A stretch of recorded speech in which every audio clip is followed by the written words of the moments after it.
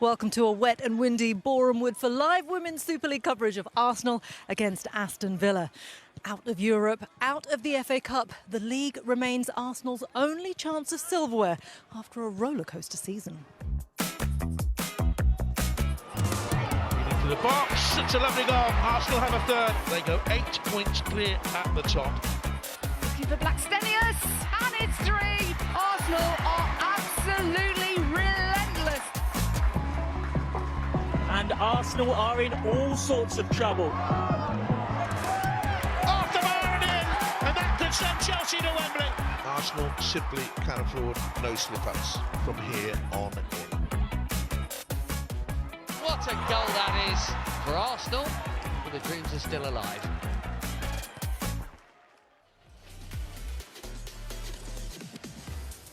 And that is Arsenal's season in a nutshell. 3 games remain in the Gunners' fight for the title against reigning champions Chelsea. They're playing 2 games in the space of 3 days, their next match being at the Emirates on Wednesday in the North London derby.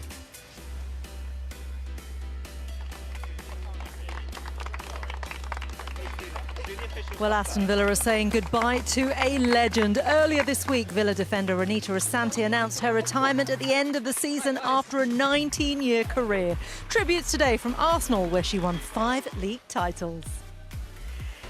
It is Arsenal against Aston Villa in the Barclays Women's Super League. Kick-off here at Boreham Wood is in just over 5 minutes' time.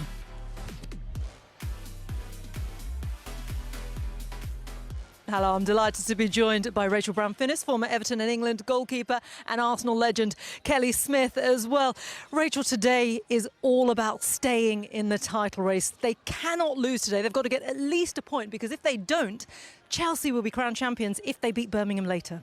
They won't want a point. They'll want to win today. Simple as that. They want to keep the pressure on Chelsea, and they can do that today. It's in their hands. Today is in their hands. They can't worry about what other teams do around them. Like Manchester City have got momentum. Chelsea have got the upper hand. Today, it's all about 3 points for Arsenal. Yeah, and I think Arsenal's front three has been unstoppable this season, especially with Beth Mead and Katie McCabe out on the left, Viv through the middle. So there's always goals in this Arsenal side. And for me, Aston Villa are a little bit weakened today with Jill Scott out with a knee injury and Remy Allen with an ACL. So I think Arsenal will do this today. OK, well, let's see if they will. Let's hear from the managers now then, from both sides. But we're going to start with the Arsenal boss, Jonas Eidevall, who's been speaking to Jeanette Quatchy.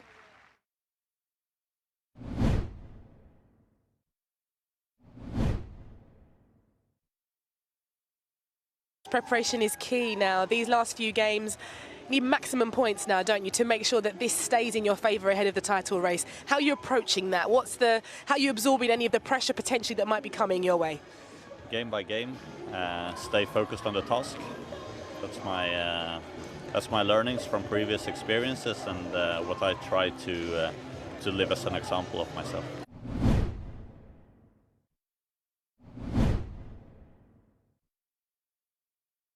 You made it really awkward for some of the top teams. You've been really resilient as a team.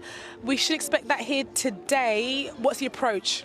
Yeah, listen, the approach is to go out there and do what we have been doing, defend together, look after each other. When we get on the ball, we want to see a calm and composed side of us, and I think we've shown that recently, you know. And the one thing we've got right now is a real wholehearted togetherness, that whether you're 16 years old or you're 36, 37, everyone's got the same mentality, everyone's on the same page, they want to look after each other, and we want to try and get something.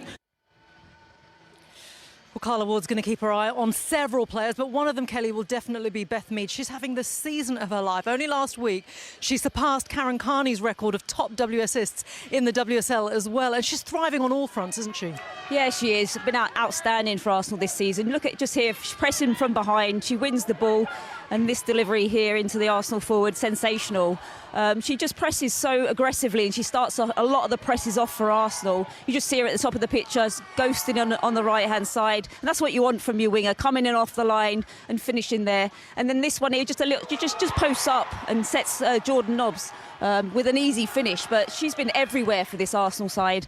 Certainly my player of the season. What she brings to this Arsenal side is pressing, energy, aggression, goals. She's just been phenomenal. Yeah, she's had it all, hasn't she? And someone else who's had it all is Anita Asante, and she'll be retiring at the end of the season. She comes back to her childhood club today, Rachel. She does, full circle, where it all started. Won the quadruple here with Arsenal in 2007 as a youngster, and comes back here and rightly honoured with, you know, a presentation from Arsenal. But she's always been a master of reading the game, Anita. She's exceptionally quick, she's powerful, but her reading of the game, being able to intercept, being in the right place at the right time, knowing when to drop off, give herself a yard, knowing when to get tight, her composure on the ball. She's that ultimate centre-half who can A, defend, but B, start attacks as well. Yeah. She's been a wonderful custodian for this, not just for this club, but for women's football. Yeah, indeed, hasn't she?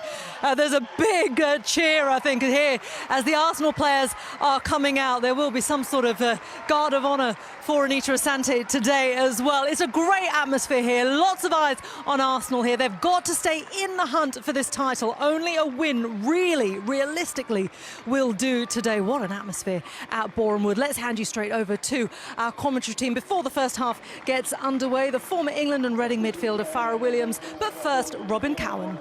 Thank you very much, Reshmin. Good afternoon. Another crucial game in the Barclays Women's Super League, but first things first. To mark the retirement of a true pioneer of the women's game. At the age of 37, Anita Asante's 19-year career will come to an end this season. And fitting the penultimate game before the boots are hung up against the team where it all began. And Arsenal were keen to show their respect and admiration for one of the greatest footballers this country has ever produced.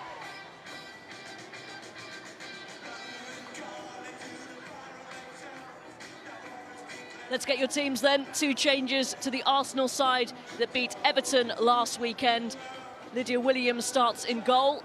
Only her second WSL appearance of the season. Katie McCabe starts in place of Stina Blackstenius, who drops to the bench. McCabe scored in the 4-0 victory at Villa Park in the reverse fixture in October. Tobin Heath has been released early from her contract with Arsenal after injury ruled her out for the rest of the season. 2 changes too for Aston Villa. Remy Allen will be out for the foreseeable future after rupturing her ACL. 17-year-old Olivia McLaughlin replaces her.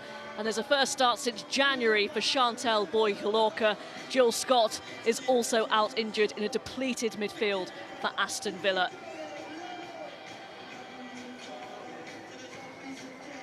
So into the final week of the Women's Super League season, and it is all about Arsenal. As we mentioned in the build-up, Farrah, they need to keep on winning to take it to the final day, and that's all they need to think about. Yeah, this is a big game for Arsenal today. They're at home against, you know, an Aston Villa team that are in form and have found their way a little bit. They've picked up some, you know, big results in the last few games, Aston Villa. So this will be difficult for them today. But look, in order for Arsenal to keep the pressure on Chelsea, who play later this evening, they have to pick up 3 points today at home. Lisa Benn is the referee. And in the absence of Remy Allen, the normal captain for Aston Villa, it is Anita Asante who is given the captain's armband. She wants to dedicate, though, these final 2 games to the stricken Allen. A huge miss, Farrah. Yeah, look, Remy Allen has been fantastic for this Aston Villa team. It was a massive loss when she left Leicester at the beginning of the season to join Aston Villa. And she'll be a huge miss for this Aston Villa team going forward. And it's somebody that I know Carla Ward's going to have to look for in the summer to replace, because she's hugely important for this team, a fantastic player, somebody that I've played alongside. And, you know, maybe her importance to the fans and to the viewer probably it goes unnoticed at times, but as a teammate I certainly know what she brings to the pitch and how hard she works and what a good player she is. So she'll be missed today, but I'm sure she'll be there, you know, supporting her team on and encourage them from the sideline. So a couple of big misses for Aston Villa and a couple of big players they're going to have to replace for next season. Remy Allen with a long-term injury, and of course Anita Asante, who will be retiring. Final away game of the season for Aston Villa. Good memories of their last trip here.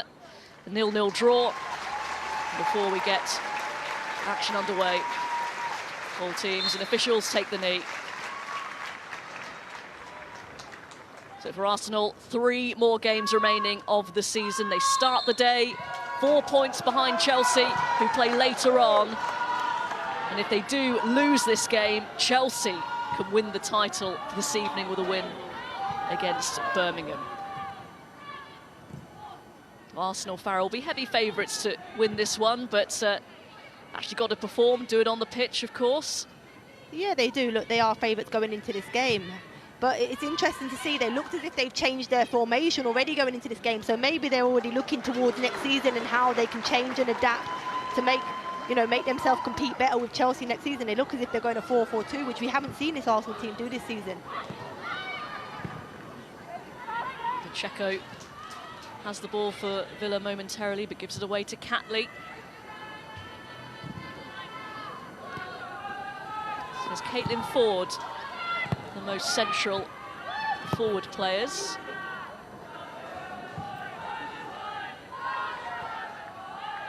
And Williams in goal. A rare start for her with Zinsberger on the bench. Wubben-Moy allowed to stride forward. Here's McCabe. Now Catley, very forward-thinking left back.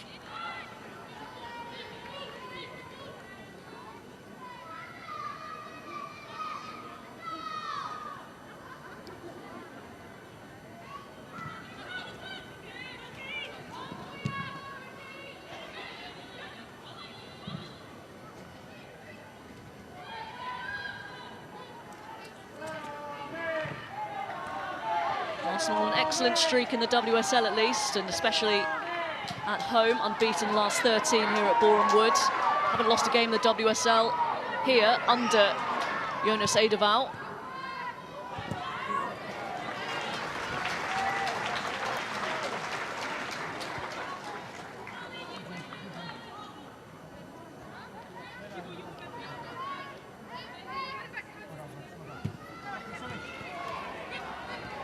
Here's Miedemar. Just skips away from Katie McCabe, and the shot from Catley well over the bar. The first good opening for Arsenal. Yeah, it's a good chance for Arsenal here.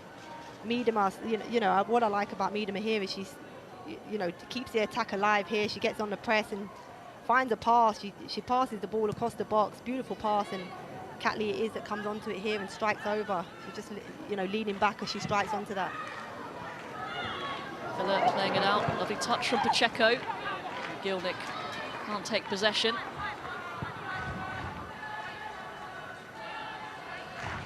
It's a really good result for Villa last time out. Goalless draw against Manchester United, and that was without their first choice goalkeeper as well, Sian Rogers, donning the gloves again today with Hannah Hampton on the bench. It's an interesting one, that one. Rogers coming in for Hampton, Hampton just breaking into the England squad. So it's an interesting, change for this Villa team. I don't want to be looking into too much, but maybe is it that Hampton's looking on a move towards the end of the season if she wants to keep her place in this England team, and Aston Villa are looking to build for next year. 2 caps for England, Hannah Hampton, expected to be named in the squad. It's a little bit too much on that from Corsi for Pacheco. There is Hannah Hampton. Bit of an up and down season for club, but has certainly impressed for country in her 2 England appearances. She's a fantastic talent, Hampton. Certainly from her feet and how she starts attacks and can play, she's fantastic, and certainly one for the future.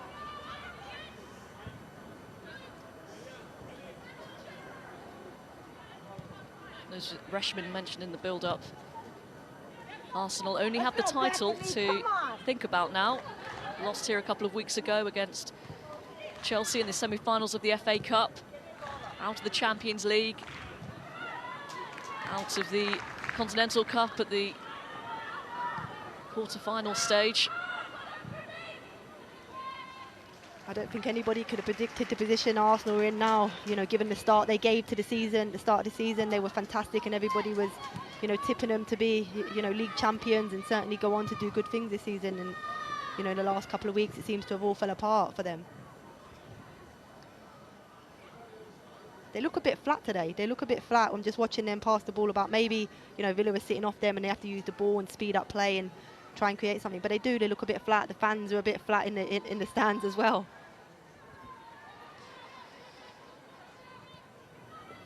Yeah, it's a certain different type of game from the one here a couple of weeks ago against Chelsea. Great first time ball. Ford back to goal, back to Miedemar, well fielded by Rogers.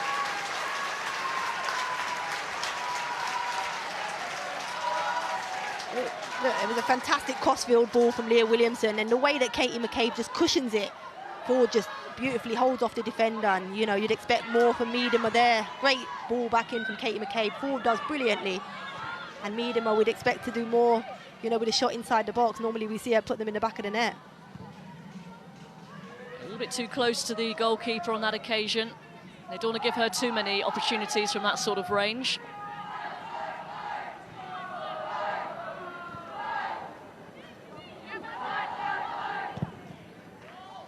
Williamson, another pinpoint crossfield ball. Catley. A good challenge from Sarah Mayling. I really like that Katie McCabe's back out on the left of a front three. I think, you know, she started there at the beginning of the season, was scoring some fantastic goals, assisting players, and then due to injuries at the club, she ended up finding herself at fullback. But her and Catley down that left-hand side, they have a, you know, the combinations and the understanding that they have is fantastic.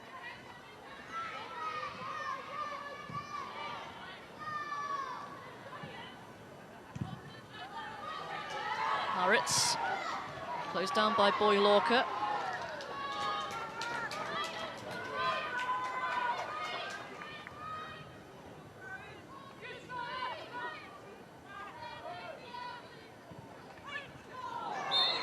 Ford gets the foul and the free kick, pushing the back from Corsi. Arsenal restarts quickly. Wubben-Moy. Now Catley.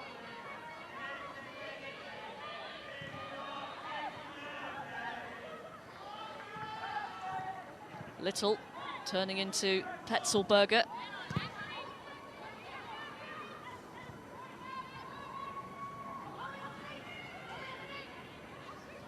Looks like it's going to be a game where Arsenal have to be patient, use, you know, certainly speed up the passes that they're playing. The longer they play the short and slow passes, the easier it is for Aston Villa to stay in shape, and they'll be quite comfortable with that, Aston Villa.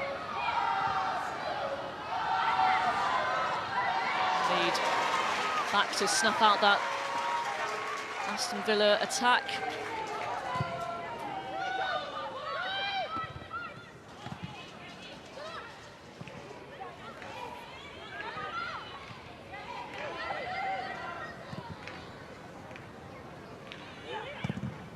Williamson onto Wubben-Moy.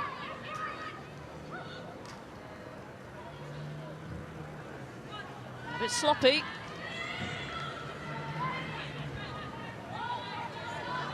You have to be patient, Arsenal. Aston Villa are sitting in a good shape with four at the back and 5 just in front. Here's the chance we're seeing again. Katie McCabe. Great play from Ford just to hold off, you know, the defender here and set Miedemar up for the strike. But it's only been that has been the only chance of the opening 10 minutes of the game, and I think Arsenal have to be patient in their build. Great pass from Williamson, breaking the lines. Here's Miedemar. Too strong for Rogers. And Arsenal hit the front inside 10 minutes.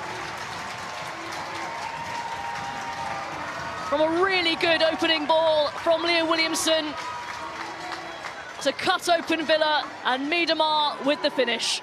And that's what Leah Williams so good at, finding balls in between the lines, plays into Beth Mead, who sets off Miedemar. We see here Leah Williamson finding balls between the lines.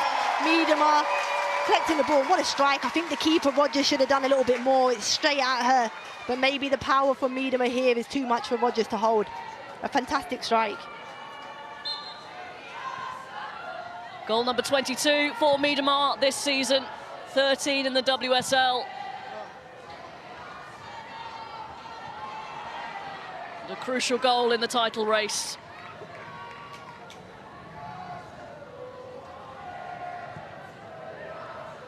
Powerful, but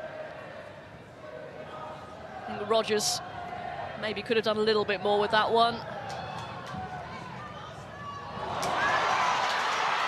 Here's Mead through the legs, and it's well claimed by Rogers with Caitlin Ford inches away. Just a mistake there at the back from Aston Villa, and it falls to Beth Mead, who finds Ford in the box. But you see here, Beth Mead just again trying to get another assist, finds Ford, but Rogers is off her line quickly. It's WSL's top assister, taking the crown from Karen Carney last weekend against Everton. Williamson, another pinpoint ball. Mead crosses in. Malin gets her head to it. Lehman.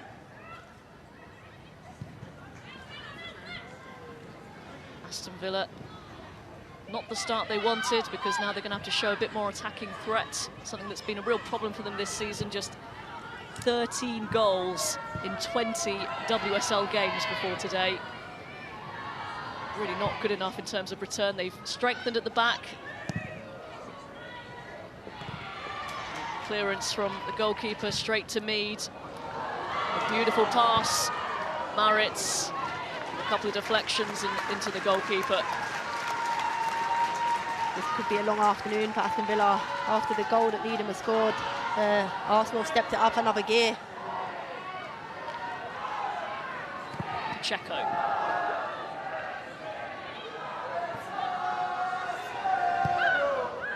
Arsenal calmly deal with that. Catley under pressure though from Lehman. Velty using her body well to work the space. Williamson. Maritz.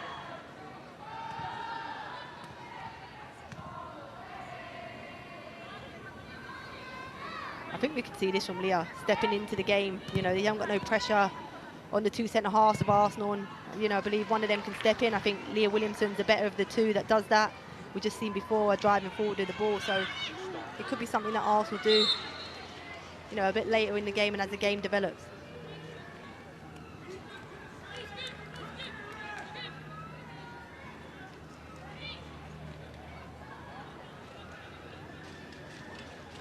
Carla Ward, before today, lost 14 out of 15 WSL games against the top four. She did take a point off Manchester United last weekend.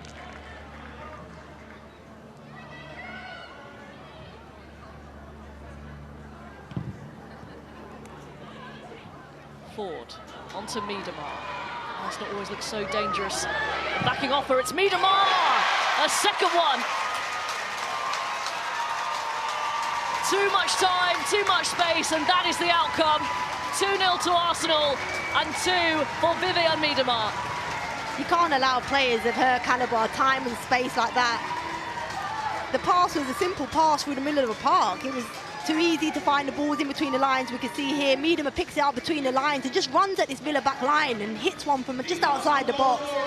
And again, hard and low into the bottom corner, leaving Rogers no chance. Too easy from a Villa perspective, especially when you've got one of the WSL's leading scorers. And again, they've given it away. Miedemar on a hat-trick. Through for Ford. Very good save, down low. Rogers prevents a third. They look nervy now, this Aston Villa team, and with the likes of Jill Scott and Remy Allen not in that middle of the park there with a bit of experienced heads, you know, they're struggling a little bit, Aston Villa, and the nerves are kicking in, and they've obviously conceded 2 now within the first 12 minutes of the game, so they need the likes of Anita maybe to encourage them. This is just a replay of Miedemar's goal. She picks it, sorry, the replay of the chance for Ford. Miedemar just finds Ford in between, and it's a great save from Rogers. Arsenal also lacking on goal difference when it comes to their pursuit of Chelsea, so they may feel that this is an opportunity, given the start they've made. It may not be enough, of course. Chelsea win all their games, they win the title again. The gaps here, you can see between the Aston Villa back four and their midfield five, are huge gaps, and you know, you can't allow for that when you've got the likes of Miedemar that can just sit inside those pockets and pick up the ball. I think they need to tighten up. Ruben Morrow to Catley, always an option on that left-hand side. Foul on her by Lehmann. Free kick for Arsenal.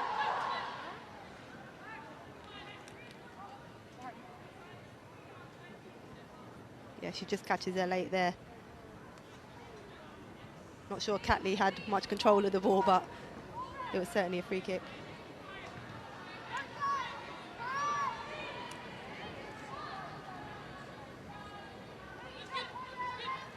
You can just see here as they're getting into shape to defend this free kick, there's just no one really organised in this Aston Villa team, and a lot of young players, not much experience. And as I mentioned before, Jill Scott and Remy Allen are huge misses for this team. A couple of teenagers in the heart of the midfield for Aston Villa. Good prospects, but not exactly experienced. Mead takes it, cleared by Asante.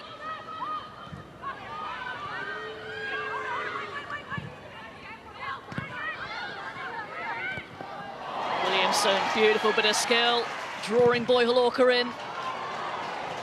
And then a brilliant pass out to Beth Mead. Out of play for a corner. Leah Williamson does that so well, doesn't she? She shapes up as if she's going to play a long ball. Boy Halorka comes and puts pressure on her, and she just sweeps past her before playing a magnificent diagonal ball out to Beth Mead on the wing. We've seen her do that much of the season for Arsenal. Enjoying herself out there today, Leah Williamson. Will be the captain of England at the European Championships this summer. Leading by example.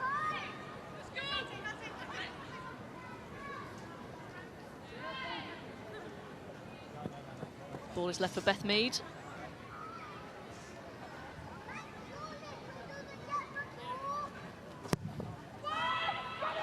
It's towards Ruben Moy. Pushed aside and in, but the flag is up. It won't count. Slight reprieve for Aston Villa. Flag went up very quickly, and Caitlin Ford is denied. It's a really good delivery from Beth Mead.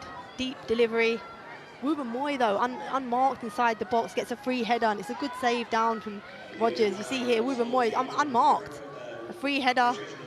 And you can just see, I think it's Kim Little in front of the goalkeeper there, and she's the reason why the goal's been given offside. A good decision from the assistant referee. Little clearly offside.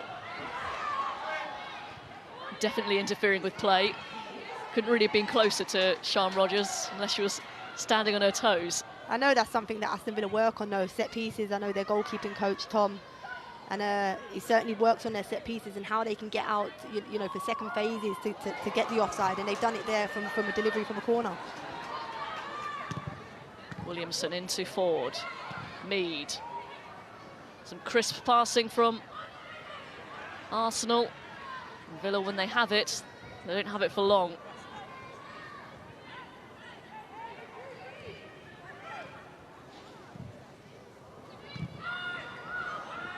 Pacheco dispossessed. Now out of position. Mead.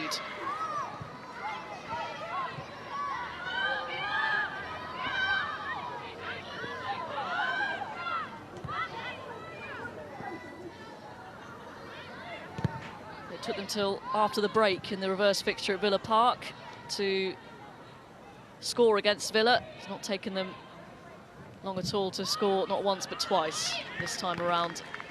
Yeah, it was a much more disciplined Aston Villa team at Villa Park, and I was there for that game as well. And you know, they were diligent in their defending. They were together as units. They blocked shots at goal. They were getting in front of people. They was aggressive.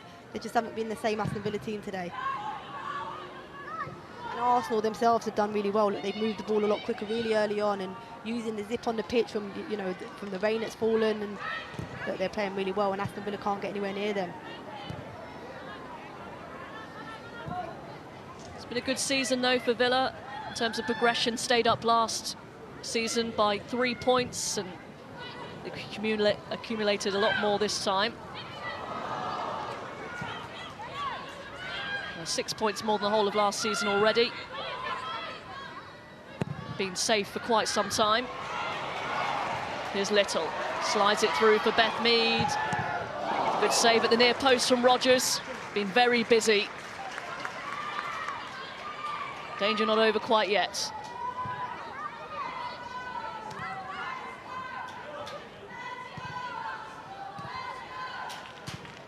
And the problem is, Farah, I guess Aston haven't really had to work for these goals and opportunities even. They haven't. It's been easy for them, and I keep mentioning, but the gaps between the lines, the back four and the midfield five have been massive, and you know you can't allow the players like Leah Williamson and Ruben Moy to make those forward passes between the lines because they find them really easily. And when you've got players like Miedema and Beth Mead and Katie McCabe in those pockets, turning and facing a back four and driving with the ball, it becomes really difficult. We just see Beth Mead's chance here at the near post, and as you mentioned, Rogers has been really busy, and a really good save at the near post there to deny Arsenal a third.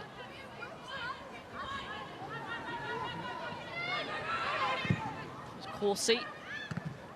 Excellent ball to find Gilnick.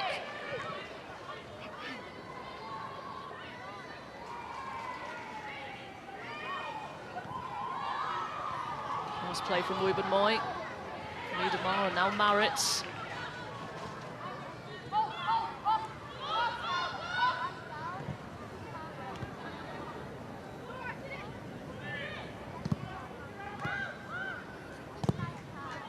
They look really disjointed, Aston Villa. You got half of the team wanting to go man for man with players, and when the likes of Kim Little pulls herself out wide, you've got the midfielders wanting to go out with her, which creates really, really big holes. You can see the midfielders just wanting to get tight, but what it does do is allow massive gaps for players like Miedema to get on the ball.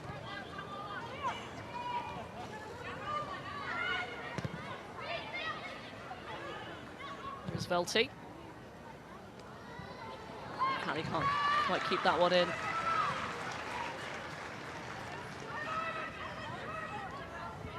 Approaching the midway point of the first half, very comfortable one at that for Arsenal.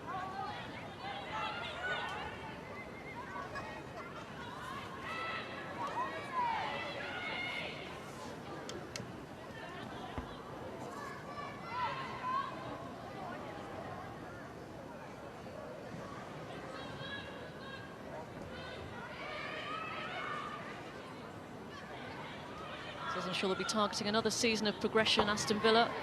Maybe the likes of Tottenham want to emulate. Williams prevents the corner. It's a rare foray forward for Aston Villa and Alicia Lehmann there.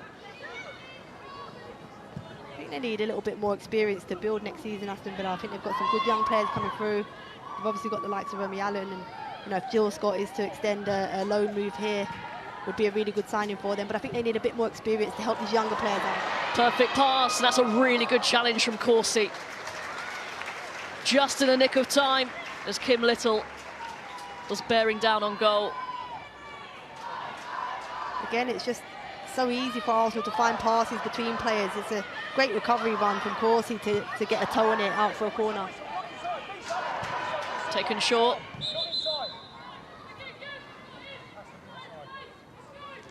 There's something the referees aren't happy with. They took the corner too early. Referee wasn't positioned. You catch what she was doing?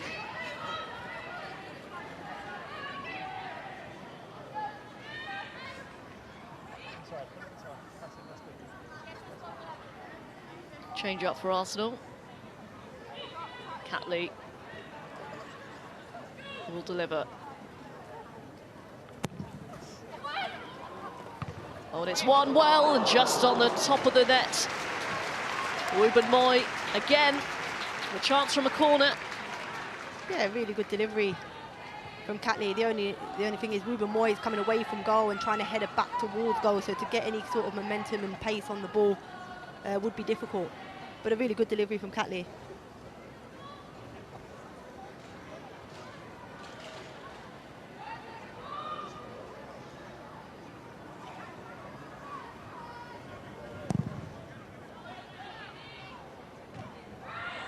Lehmann gets there first.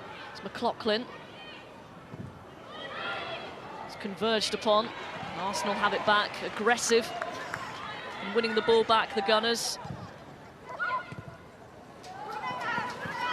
Mead with the layoff for Maritz.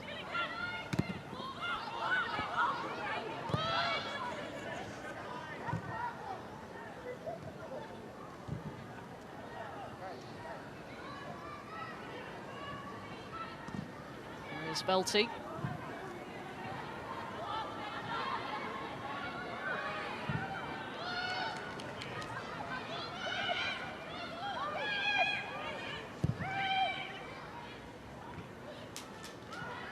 Well won by Lehmann.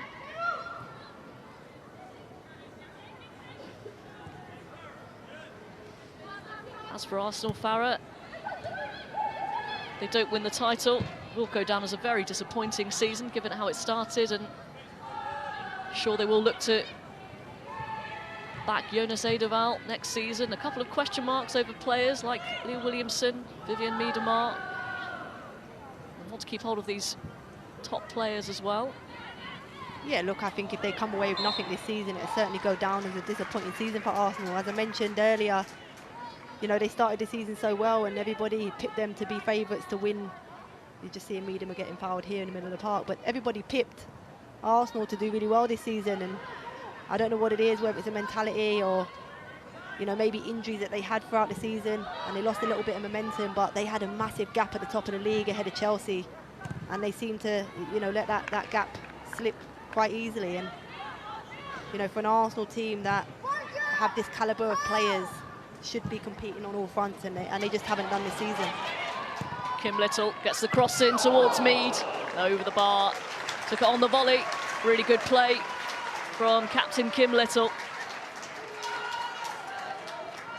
Yeah, really good take there from Kim Little, and she just takes it and finds a pass. Beautiful cross with her left foot, and Beth Mead finds herself just inside the box. A difficult volley here to execute, but does well to get any sort of connection on it, and it goes over the crossbar.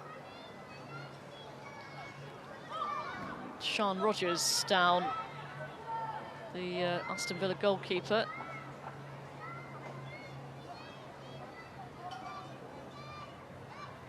Not entirely sure what happened here, but I think she's indicating that she may have been caught.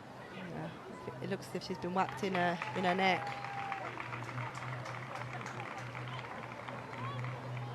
I'm sure she'll be okay. It gives her team a chance to go over and get some information and maybe some change in tactics from Aston Villa to help them a little bit going forward.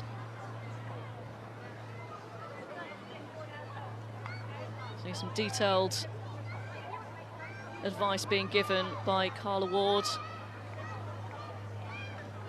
And she had some really nice words about Anita Asante as well in the build-up to this game, saying that she doesn't feel like she's got the credit she deserves all the time. She's one of the best human beings she has ever worked with. Beautiful words. But yeah, look, Anita is a fantastic human being, first and foremost. You know, one of the nicest people out there in the game. But as a footballer and somebody that had, you know, lucky and fortunate to play alongside of for England for many of years, was an unbelievable player. And, you know, her biggest compliment for Anita can be is that she made players around her look good, and that just shows the player that she is and how good she was. And look, if she was playing, you know, because Anita for me is the modern day centre half, and she was playing that 10, 15 years ago, you know, driving out from the back, really composed on the ball, finding forward passes. And now we have defenders playing that style of play, and so she probably played in the wrong era in terms of what, you know, her attributes are, but she's a fantastic player and a great leader.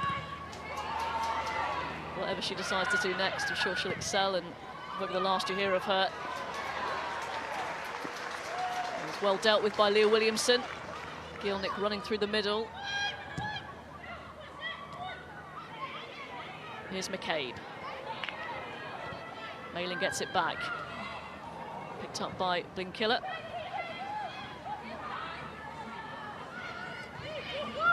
It's probably the longest in the match that Aston Villa have actually kept the ball so far. Yeah, but they need to, look, they need to rest in possession. What they haven't got, Aston Villa, is enough quality in possession of the ball, and so it transitions a lot, and then Arsenal have the ball for long periods, and it's really difficult. You know, mentally it's really difficult more than anything. You know, I know people say physically, but it's the mental side of the game. When you haven't got the ball for long periods, it's really difficult. Ford around the goalkeeper, he's come very far out. Tries to find Mead. Maritz, just wide.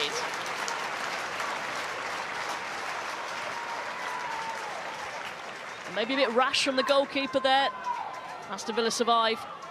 Look, I think if she committed to it, I think she would have probably given a penalty away and might have seen herself going off. Anita Asante here was beaten from forward, and I think Rogers does the right thing in the end. it was just a decision from forward in a pass that she played, but a good effort from Maritz, and it just bends wide at the far post. Yeah, I think she was too late to the through ball Rogers was, and Ford takes it round her, but Ford's just a little bit too wide to execute anything on goal. Maritz yet to score on the WSL. Just a couple of goals in the FA Cup nearly a year ago. It's Corsi. Ruben White gets there ahead of Gilnick. Arsenal start again.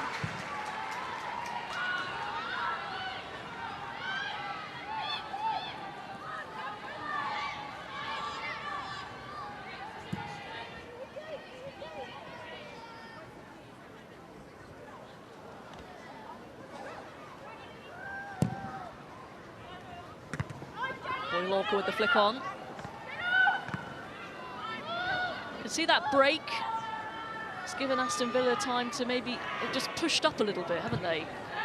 Yeah, they've tried to. I think they've needed to do that. They need to put a little bit more pressure on, the Arsenal centre-halves, and certainly Volti, who's travelling out with the ball. But it's just when they do a turnover. So like here, they need quality now on the ball, and they haven't been able to find it. And then these transitions really kill them. You see here, they turn the ball over in the middle of the park, and then Arsenal were just straight on the attack. Just a misplaced pass there from Miedema, but normally Arsenal have been playing with such quality in those transition moments and really put the pressure on Aston Villa.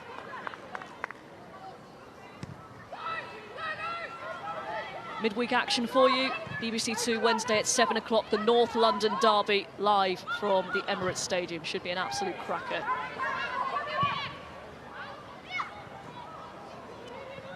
Then next Sunday, not absolutely sure where we'll be yet, but we'll bring you the final round of the Women's Super League. Next Sunday, we start at 11:45 on BBC 2.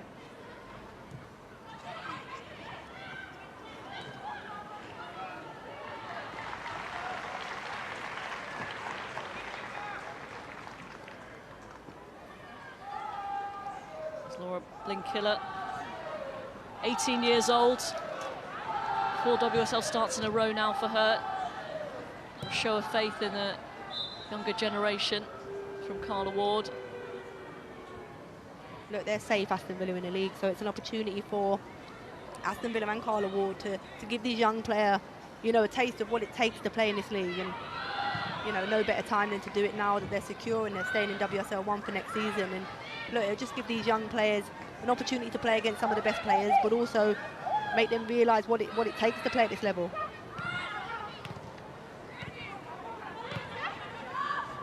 It's Pacheco. He's played every single minute of the WSL this season.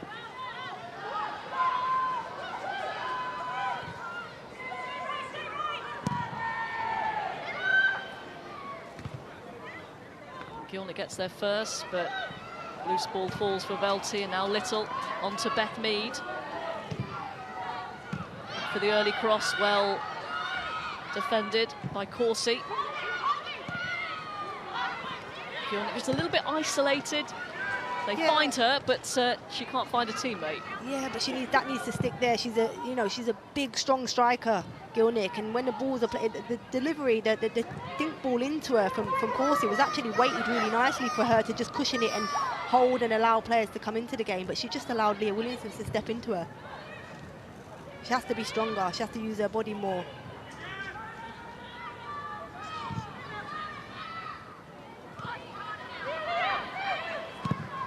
Williamson just over the head of Miedema.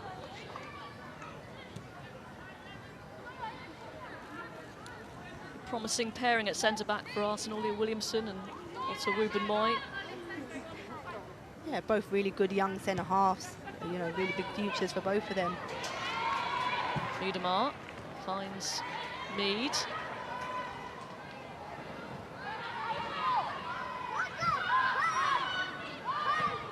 And Little, Aston Villa back. A low block. Mead away from the challenge. And a good save onto the crossbar.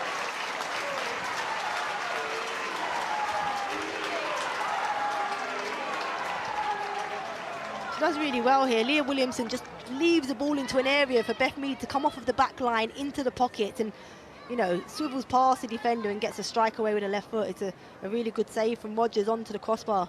Looked like it was flying into the top corner. Still 10 minutes to go until half-time.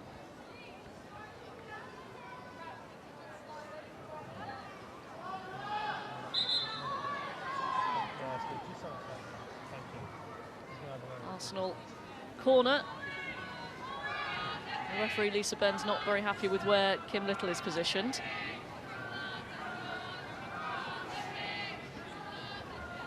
She's just standing in front of Rogers here. You can just see, I don't think she's doing anything. Catley. I think Rogers did get a hand to that.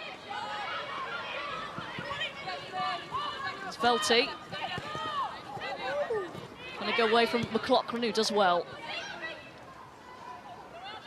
And Villa trying to play out. They're trying to get it out. They weren't allowed to. I think that's their problem, Aston Villa. They work so hard to win the ball back, and then it's the next phase after that they don't seem to have a pass to play out. They haven't got a teammate that's close by, you know, to lend the ball and, you know, progress the ball up the pitch.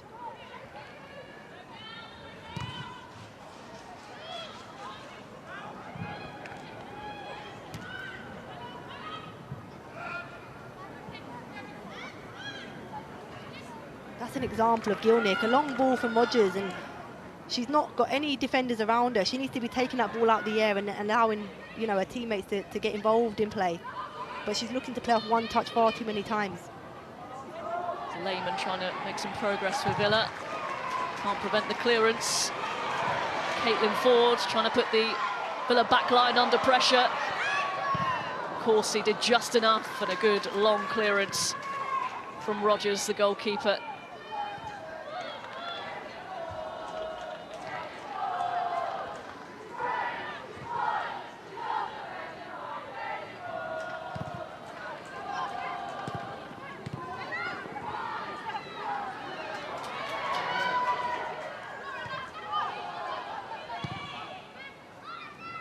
Velty.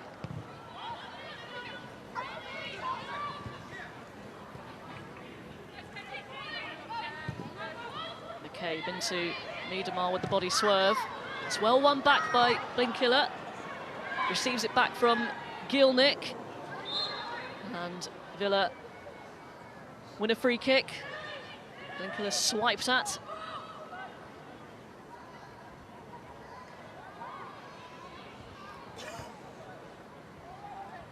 Much better from Villa. Too soon there, Robin. Typical.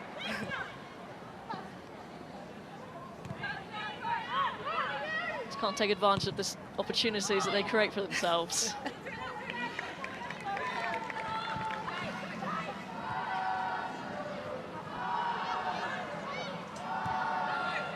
They just don't, you know, you can see Corsi here and Asante trying to find a pass out. They just don't have a link through midfield, and so they're having to go long.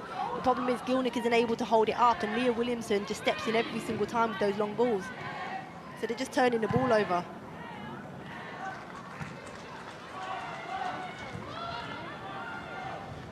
It'll be interesting to see if Gilnick is still here next season. Well travelled. Clubs all around the world: Sweden, Australia, Germany, Norway, Japan.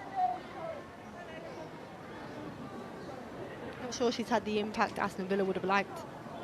The reason why they brought her in, get goals, I'm not sure she's been able to do that. But maybe it's the first season in the WSL, and it's difficult to adapt.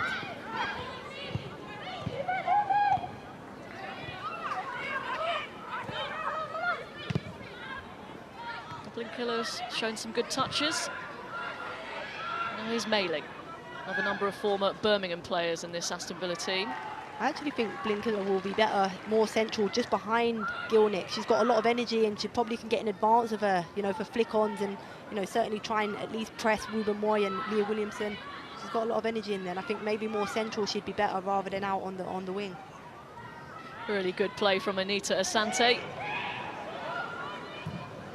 Lehman, a casual foot by Leah Williamson, and Arsenal are on their way once again. Rogers came, and now she's retreating. Here's Mead.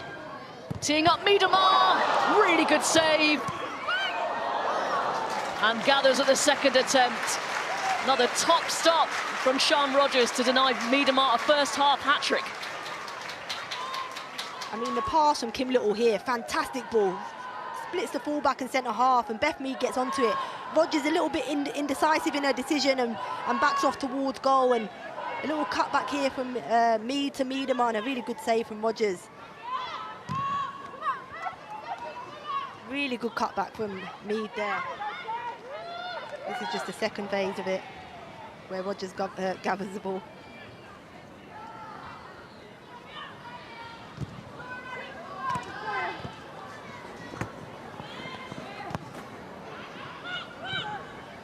Villa trying to put the pressure on a bit higher up the pitch, but Arsenal confident when under pressure, work their way out. Catley goes for the early ball in towards Ford. The offside flag is up.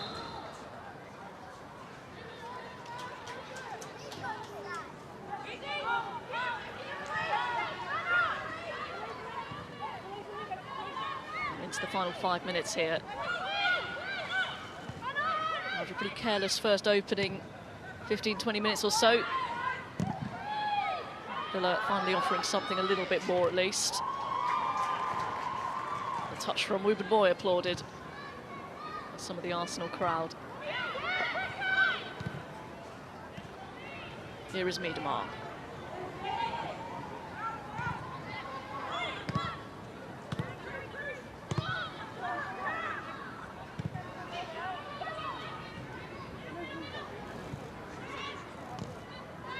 McCabe.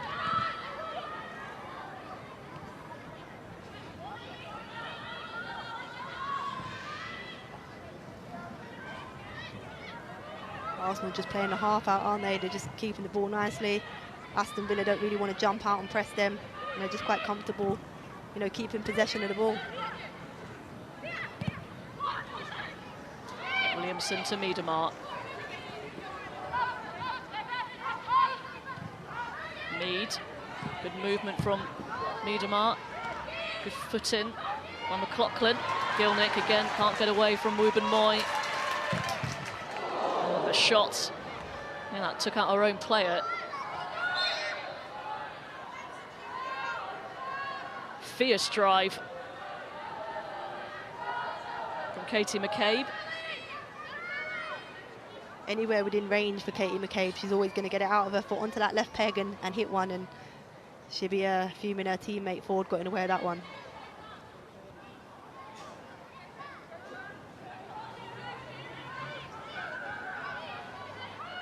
Yeah, one thought in Katie McCabe's head when she picked up the ball in that pocket there was to strike at goal.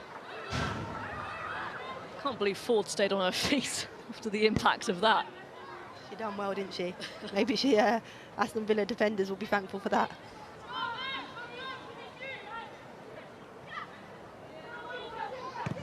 I'd be asking where my mum is if that was me. That's why you're up here and not down there. Exactly. Too easy for Kim Little here, just driving through the middle of the park. No one engaging. Pops it off for Miedemar, and now Beth Mead, lovely feet. Onto Miedemar, a little bit too intricate. Yeah, doing a little bit too much there, but, you know, Carla Ward, I mean, her defenders, you can't allow for strikers to just walk inside the box. And look at the pace Mead were playing at. It's so slow, and they're just able to walk around these Aston Villa defenders. It's not good enough from Aston Villa.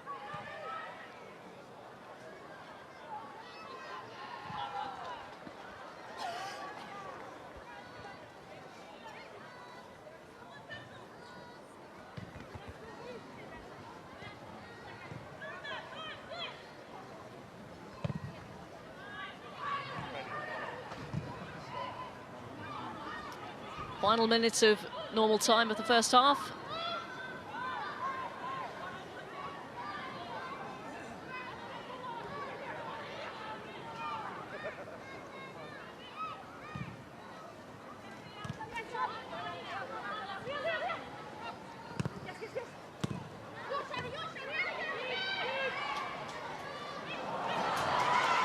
Here's Mead. Went for the Hollywood pass. 2 minutes of time added on at the end of the first half.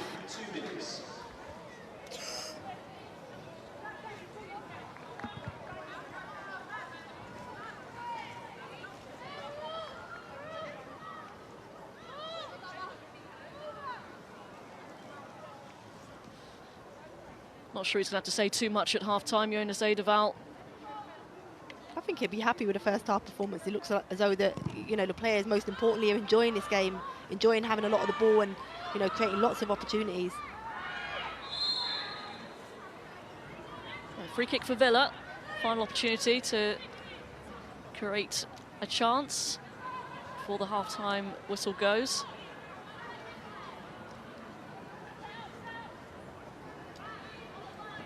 Haven't shown anything from these set pieces yet. They haven't had too many of these situations yet either, but a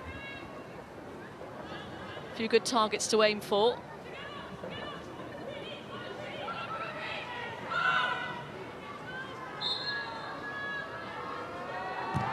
It's Mailing. And McCabe gets first contact. Back in by McLaughlin, and then Asante. Corsi. Arsenal making a bit of a meal of this.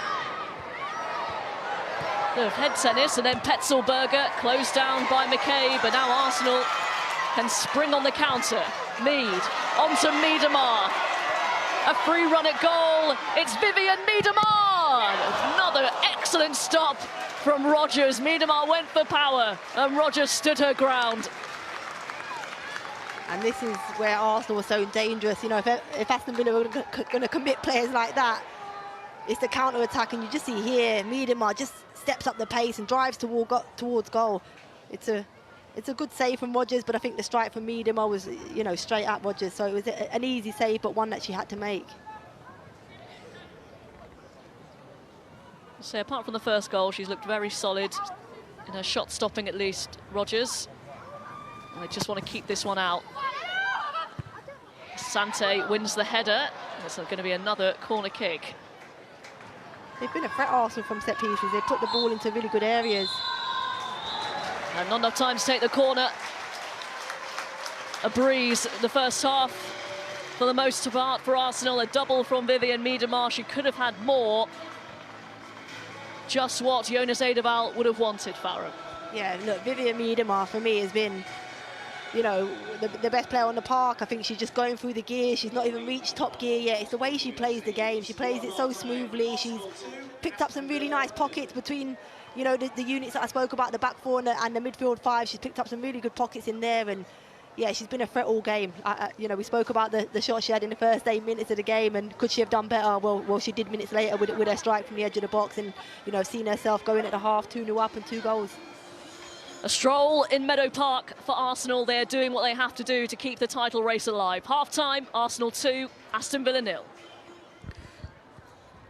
Farah Williams and Robin Cowan, thank you very much indeed. Yeah, I guess, when you look at the pressure that they were under going into this one, this is sort of the ideal game for Arsenal, isn't it? To get that confidence back, to get those goals in, and to hopefully set themselves on course for a victory. This is what has made Arsenal a title contender, is that flowing movement, those synchronised moves, the long balls or direct balls from Leah Williamson, Miedemar finding herself in those pockets of space, Kim Little being influential in midfield, all of those things that click and have put them in this position. Yeah, it certainly has, hasn't it? And Jonas Eidevall, what do you think his assessment will be after that first half? I think he'd be very happy with that. A nice early goal, I think in 9 minutes. They look calm, they look composed, they're playing the ball from left to right. Miedemar, for me, has been the player to go to. She's finding pockets of space. Beth Mead has been outstanding. It's a very comfortable first half for them. I've been a little bit disappointed with Aston Villa, really not getting anything going, playing through the ranks, can't get it up to the forward. Gilneck, she's not holding it up and allowing the other Aston Villa players to come underneath her. So it's a bit disappointing first half for Villa. For Villa, yeah. They did, in some cases, make it a little bit easy for Arsenal. But you mentioned Vivian Miedemar, both of you have, and how can we not? She is the woman of the moment, certainly in this game at the moment. As you say, an early goal for her as well. She missed a chance like seconds earlier, but she did get on the score sheet finally.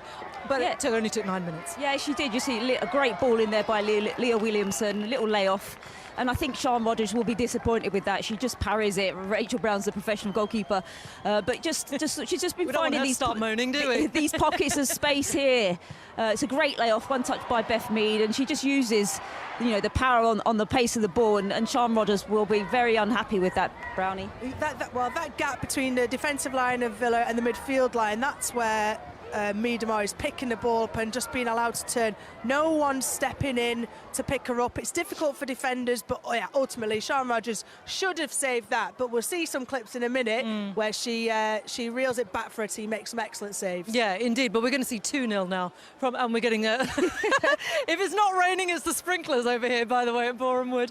But just to see the 2-0 there as well for Vivianne Miedema as well. It's almost a carbon copy of the chance that she had earlier, picking that ball up. A player drops in off of the front line, picks the ball up into that 10 position, turns, slipped in, and a strike all the way across. I mean, it's beautiful build-up. The ball in from Leah Williamson here, and where Kel talked about Miedema in that really key position. She does it well for the Netherlands. She does it brilliantly for Arsenal, more so this season under Eidevall. But that strike is absolutely world-class.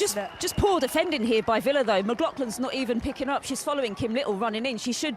Rachel Corsi's got Kim Little. She's just a little bit naive in her defending then. Should have approached the ball instead of running with Kim. But yes. Brilliant strike. Viv used the players in front of her as a shield, so Sian Rogers couldn't see the strike. Yeah, 17-year-old McLaughlin from Aston Villa was tracking, as Kelly said. And as a goalkeeper, you want someone to address the ball. Indeed. That didn't happen, and it allowed the quality to show.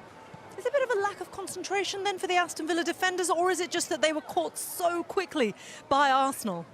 It's a combination of the two. You're playing up against some of the best forward players in the world, midfield players in the world. You know, arguably, England captain, centre-half, who's distributing the ball from defensive third to final third. It's hard to consider all of those things in a split second and make sure you're in the right position for all of those. You want a goalkeeper behind who's organising centrally. If you've got young defensive midfielders who don't play week in, week out. They've had to make changes as well today, Carla Ward's team. They regrouped. There's a point where Sian Rogers went down, tactical goalkeeper went down, gave the team a chance to come to the sidelines, regroup. And what Carla Ward did well was, with Gielnik up top, was isolated. There was no pressure on the centre halves of Arsenal. They brought in Shani Boy-Halorka off of the left to put two up top, and that stopped Arsenal getting out quite as easily. Yeah, but before that, I mean, Miedema had been running them pretty ragged, hadn't she? She was just finding those pockets of space, wasn't she? That's what she does great. You know, she's used to playing as a 9, but with Bastina coming in, you know, she just finds the space here, drives, great ball in. But obviously it doesn't come off here. But this is why she's world class. Sometimes you don't have to move in these positions. You just stand and watch the game evolve around you. It's a great ball in, but she's at the heart of every Arsenal attack, and that's what you want from such a classy, smooth player. You know, she oozes class when she gets on the pitch. She makes things happen. Brilliant player. Yeah, she uses it on and off the pitch, actually, doesn't she? We talked about the Aston Villa goalkeeper, Sian Rogers, an academy product here at Arsenal, in fact, and she did have to, be called into action time and time again. But she did well on certain occasions, didn't she? Yeah, I think Aston Villa and Sian Rogers would have expected to have a busy afternoon, and she started the season, didn't have a great start to the season. Hannah Hampton came in and has played the majority of the season for Aston Villa. But after that early mistake, which led to the first goal from Miedema, she did redeem a save and make some excellent saves. Frustrating Miedema to a degree, reacting first save, second save. That first one off of Beth Mead, where Beth Mead beautifully turns and left foot turns it over the bar. Excellent save. Here she gets her angles really, really well, goes down the line of the ball, so makes the goal look small, saves it with her feet. So she's made up for her errors. Yeah, she certainly has. But here at Boreham Wood, it is currently Arsenal 2, Aston Villa 0. The WSL action, though, kicked off on Saturday at the Academy Stadium as Manchester City on a run of 5 consecutive victories and closing in on that European spot, hosted Brighton. Your commentary team for that one, well, it was just one commentator. It was Ben Andrews. Driving through that Brighton midfield and finding Bunny Shaw. No flag, opening goal. That didn't take long, did it? Not even 3 minutes played. City 1 up. Clinical finish for Bunny Shaw. Pouring forward constantly here as Weir tries to put it across, and does put it across everyone. Bronze for Shaw. She's got another one.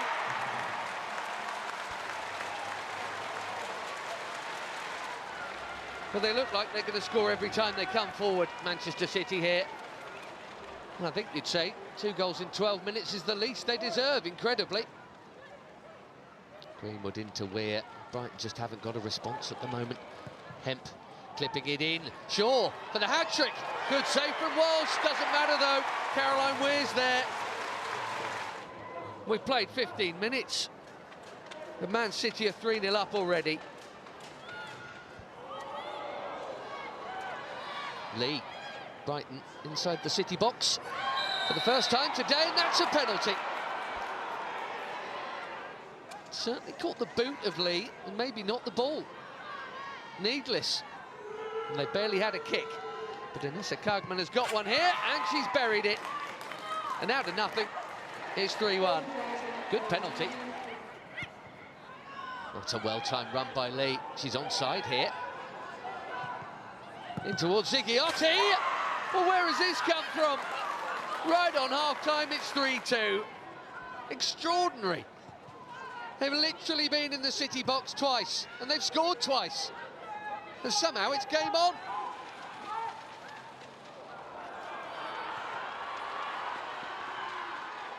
City come on the counter here. Kira Walsh. Oh, Bunny Shaw for the hat-trick. She's got it.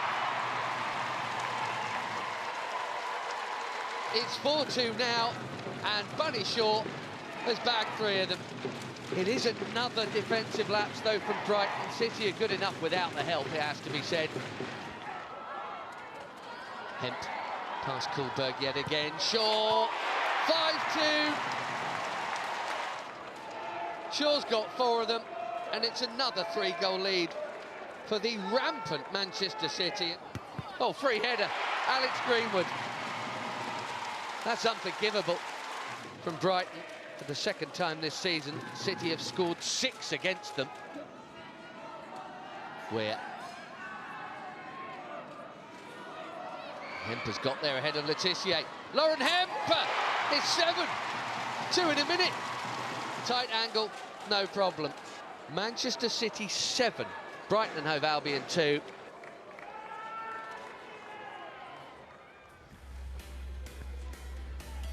It's a confirmation of the latest results and fixtures in the WSL, as we just saw there. A huge victory. Manchester City 7, Brighton 2 yesterday. There are 5 WSL fixtures taking place today. It's full time as Manchester United beat West Ham by 3-0.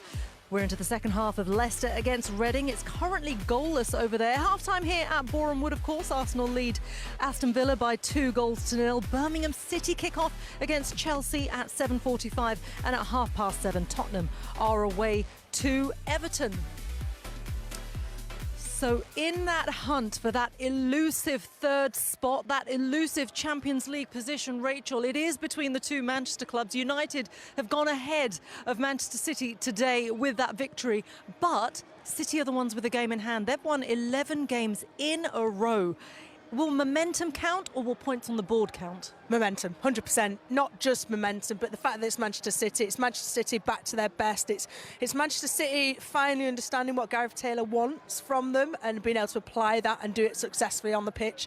They look unstoppable at the moment. They're in great form, and with that game in hand, I fully expect them to finish up in 3rd in that final Champions League position. Well, it is all still to play for that final position, as it is for the league title as well. We're going to head a little bit further down pitch side now to find out a little bit more about the weekend's fixtures. Jeanette Quache is joined by Sandra Brobby of The Sun. Thanks a lot, Reshmin. Of course, yes, Sandra alongside me here. And to say the title race, it is super, super tight. Chelsea had travelled to Birmingham. They cannot drop any points. Similar to Arsenal here, they're really on it, Sandra. How important is that game for Chelsea later? Well, they have to. It's a must-win, basically. You know, it really is a must-win game for them. And, I mean, they've done well against Birmingham in their recent games. I know Sam Kerr scored hat-tricks, and they crushed them 5-0 in the FA Cup quarter-final. So I think they'll literally be going in there all guns blazing. And Ji Soyun is leaving Chelsea at the end of the season. So impactful in what she's been able to do there. 11 league titles with that club. 11 titles, I should say. 5 league titles here, WSL titles. How impactful has she been for the club? Well, she's been, some fans and some commentators have talked about her being perhaps one of the best overseas players to play in the WSL, if not the best. And she's put in so many match-winning, game-changing, trophy-winning performances, like, for example, when she scored that goal in Chelsea's first FA Cup win back in 2015. So she's been a player who's made a major impact on the WSL, on football in general in this country. So it's a huge loss to the league and to Chelsea.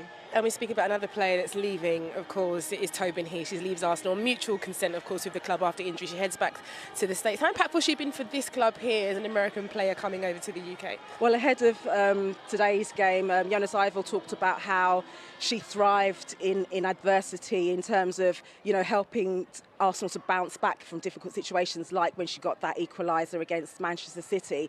So, she has made that impact, got them a crucial point, helping them to this point here. So she's someone who apparently is very popular within the squad in terms of building morale within the team. So, yeah, she's made a great difference. Well, thank you, Sandra, very much. Reshmin, I hand back to you. Thank you very much, Jeanette and Sandra. It's a lovely atmosphere here. Look at that little one here supporting Arsenal. It's a great atmosphere, I have to say. Almost a full house. And why wouldn't there be? Always an expectant crowd here at Boreham Wood. And as always, there is plenty coming up on the BBC throughout the week, including this. It's more than football. She's going to be buzzing watching this. It's the culture, the music, the passion. Can we get that on camera? And the biggest names in the Premier League. Don't take it serious at the end of the day. MOTDX on BBC Three and iPlayer. Yeah, you can catch Jermaine Genius and special guests for your fix of football, music and culture, of course. Later tonight, you can catch all the highlights from the weekend's WSL fixtures with Jeanette on the Women's Football Show. That is on BBC One at 11:35. Now, next Wednesday, we have a North London derby to look forward to as Arsenal take on Tottenham at the Emirates. All the build-up will be with myself at 7 o'clock on BBC Two. On BBC Sounds, you can listen to Jill Scott's Coffee Club for an intimate glimpse into the women's game with the England legend, Five Live's Ben Haynes, and very special guest. That's definitely a good listen. Make sure you join us for the last day of the WSL season on Sunday. We will have one of the key games in that title run-in, and we will show you that trophy being lifted. We'll be live on BBC Two next Sunday at 11:45 in the morning. And before we head back to the second half of Arsenal against Aston Villa, let's get a recap of what happened in the first. Into the final week of the Women's Super League season, and it is all about Arsenal. They need to keep on winning, and that's all they need to think about. Miedemar, too strong for Rodgers. Miedemar, too much time, too much space, and that is the outcome. Around the goalkeeper has come very far out. Away from the challenge, and a good save onto the crossbar. Miedemar went for power. Arsenal 2, Aston Villa 0. Where Arsenal are certainly in the driving seat here at Boreham Wood, thanks to that woman, Vivianne Miedemar. They are the first team out as well, back onto the pitch as we begin to kick off for the second half. So with that, it's time to hand you back to our commentary team, the former Reading and England midfielder, Farah Williams, who's alongside Robin Cowan. Thank you, Reshmin. Be interesting to see how Aston Villa approach the second half. Farah, sort of grew into it a little bit more, didn't they? Yeah, they did. They made a few adjustments when Sean Rodgers went down injured, and we heard Kelly Smith talk about it there at the half, that they just to try and get somebody a little bit closer to Gilnick up front, and certainly when the balls were going forward, they didn't leave her isolated. So hopefully in this second half, they'll commit a little bit more bodies forward and hopefully make a game of it.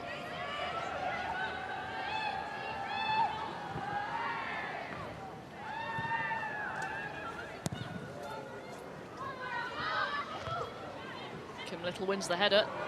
Ball straight for Miedemar. Good defending from Aston Villa to prevent the shot.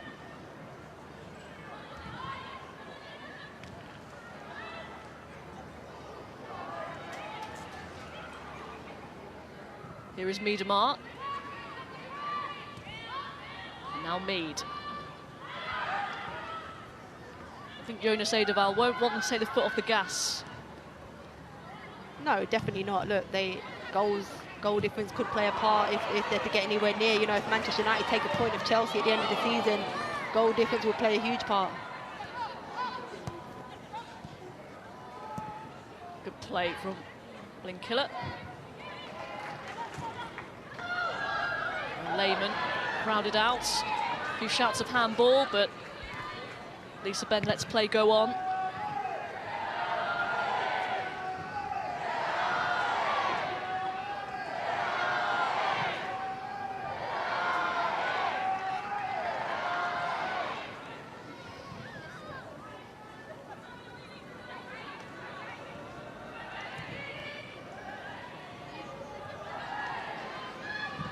Nutmegged pass from Corsi. An awkward one for the goalkeeper, who's done well with that. Arsenal win it back high up the pitch. It's Blinkiller who brings it away.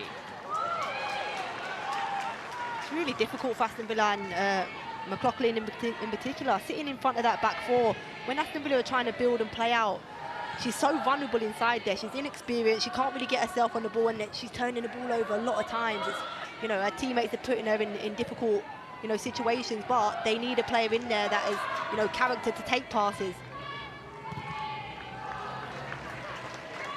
Catley, Miedemar made the run, cleared up by Santi.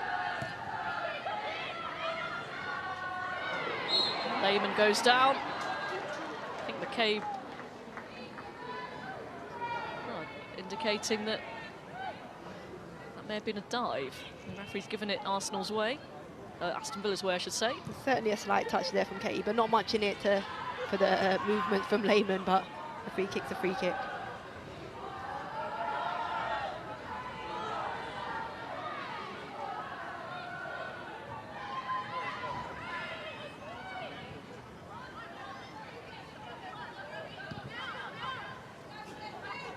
Before today, Arsenal won the last 5 in the WSL, scoring 19 goals in the process, at least 3 in each of those games. Certainly on course to extend that particular run today. Miedemar with a brace. Mead slips it through for McCabe. Ford, another one disallowed. Looked like a handball in the build-up. Yeah, it looked as if the ball ricocheted up onto Ford's hand, but I thought Katie McCabe, it was a fantastic through ball from Beth Mead. It's through to Katie McCabe, and actually thought you can see it here. Beth Mead originally gets the pass in between, and as Beth Mead follows her pass and manages to get the ball and plays a beautiful through ball to Katie McCabe, who I thought was actually going to hit it off her left foot. Does the unselfish thing and plays it across the forward, but it ricochets and comes up onto the hand before, you know, she puts it in the back of the net. It's twice she's been denied a goal, Caitlin Ford. First half from an offside, second half from that handball.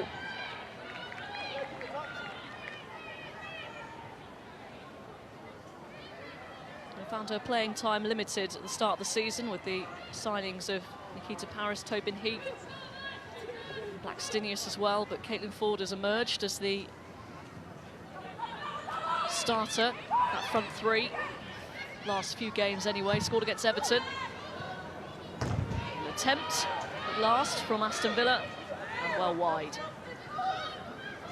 It's difficult when you have so many, you know, really, really good attacking players. I mean, you can see the likes of Nikita Paris on the bench as well, and you know, she's a fantastic talent and can't find her way into this team. We saw Tobin Heath, Iwabuchi, so there's a lot of players in this team. It's trying to find the balance, and obviously Ford's been patient with that, and when given opportunity, she's actually performed really, really well for this Arsenal team.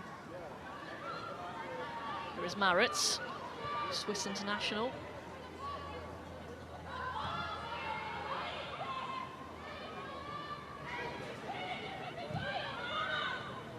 Lovely turn, Kim Little. Lays it off for Miedemar. Now McCabe puts her foot through it. Again, straight at the goalkeeper. Rogers makes her first save of the second half.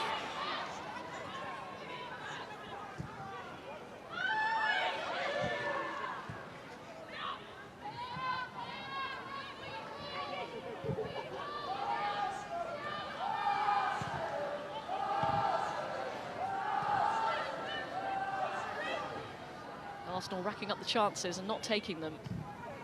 This could have been a lot worse for Villa. Free kick.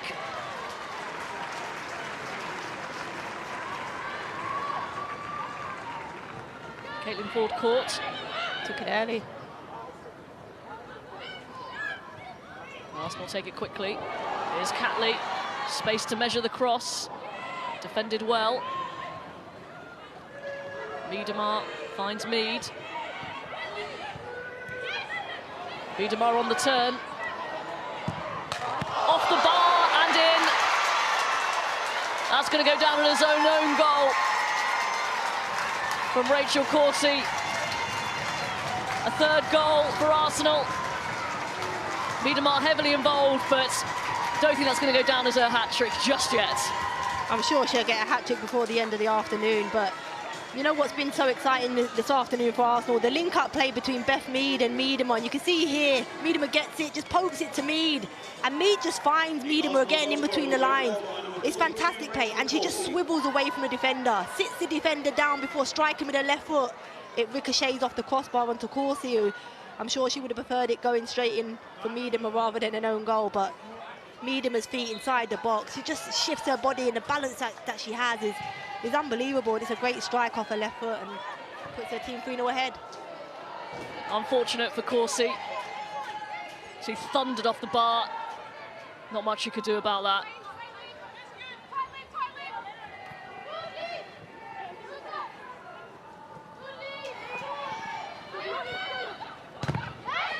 Miedemar enjoying herself. It just looks like it all comes so naturally to her. It does. No, there's definitely, look, she obviously puts the hard grass in, and you can see that, and that's why the game looks so easy for her. Ford caught again.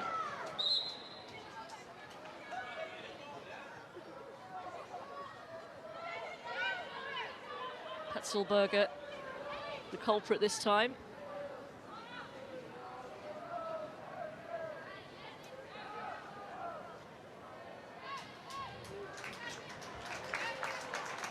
Booking for the German.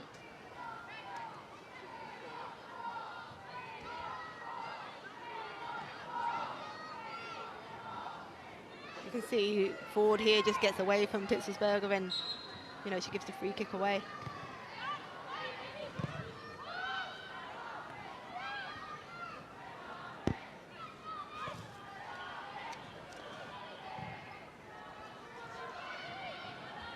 Maritz.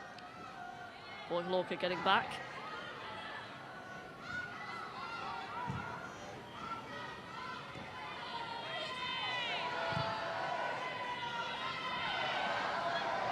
So Arsenal will close the gap to Chelsea once again to a single point. Chelsea play Birmingham later on, 6:45 kickoff. St Andrews. Big game for Birmingham, of course, as well. And they play Aston Villa on the final day of the season.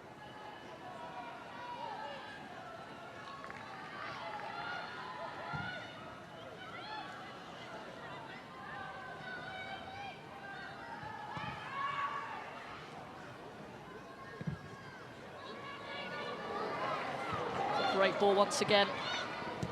Miedemar off Mailing, another corner.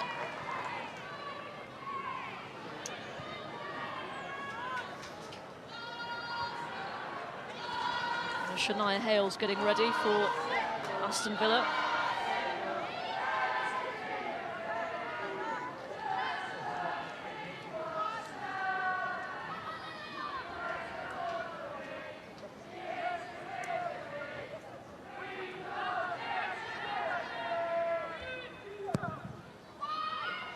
Mead with the deep cross, and really good effort.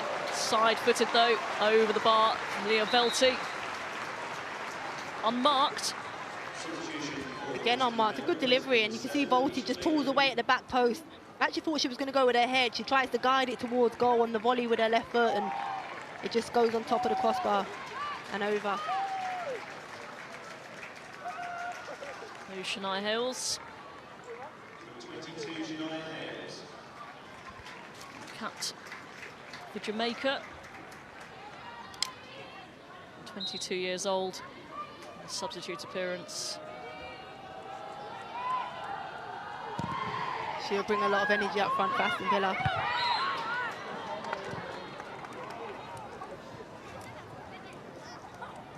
Alicia Lehmann, the player to come off.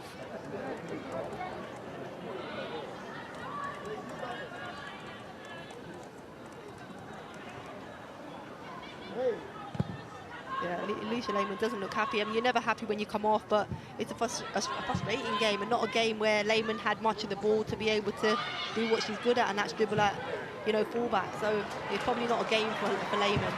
Beautiful ball from Belty. A little bit too much on that for McCabe. She robs Mailing.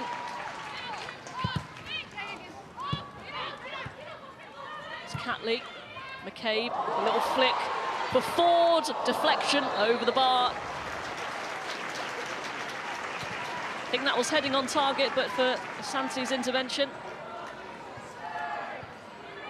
Yeah, good little flick, and it goes through the leg of the defender, and Ford strikes. You can see what Ford's trying to do. She's trying to bend it round to the far post, and Asante gets in the way, and it goes over the crossbar.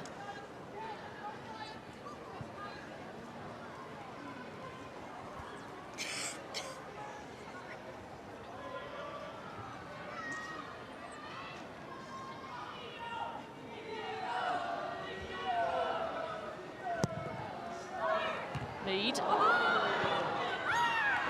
Wide. Leah Williamson who got contact there.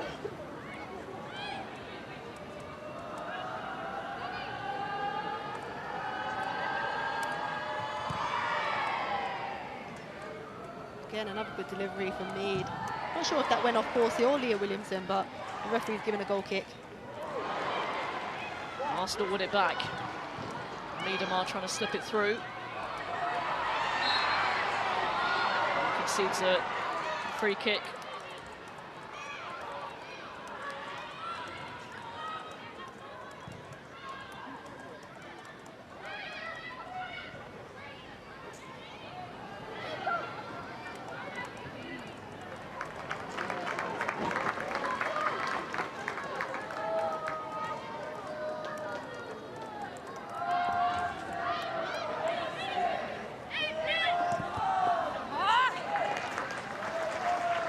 Arsenal continue to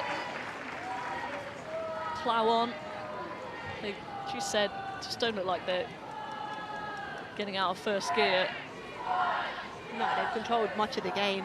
You know, 60 minutes in now, and they've pretty much controlled all of it. They've been disappointed they haven't got a goal from a set piece yet, though, because the set pieces, have, you know, deliveries have been fantastic on both sides, from Catley and Beth Mead. Mead. Williamson in retreats. Couldn't direct it on target.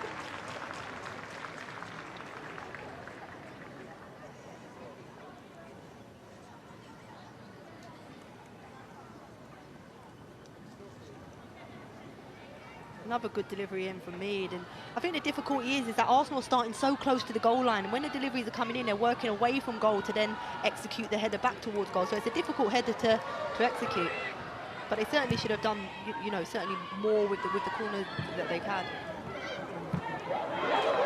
Mailing. As well to wriggle away from McCabe.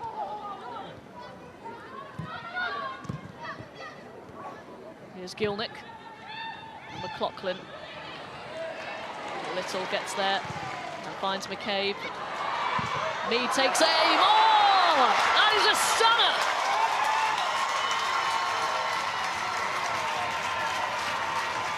Absolutely brilliant from Beth Mead, who draws up her 10th WSL goal of the season in style.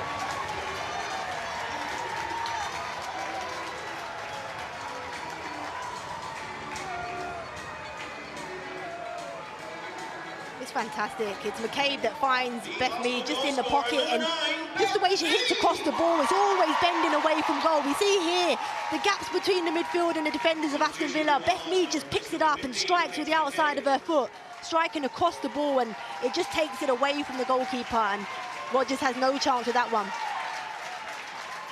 Nothing more than what Arsenal and Beth Mead for this game and the performance that they've deserved. He caps another really good performance with a goal from Beth Mead. And Arsenal make their first substitution with Blackstenius onto the field. Katie McCabe. Just what you want to see when you go 4-0 down. Blackstenius coming into the game and McCabe coming off. It's a different problem for Aston Villa to contend with.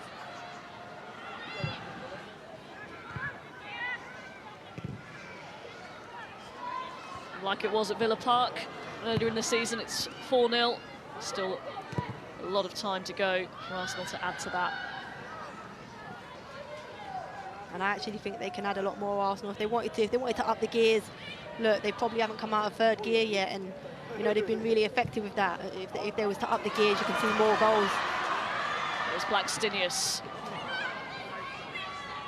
Touch just took her away from goal.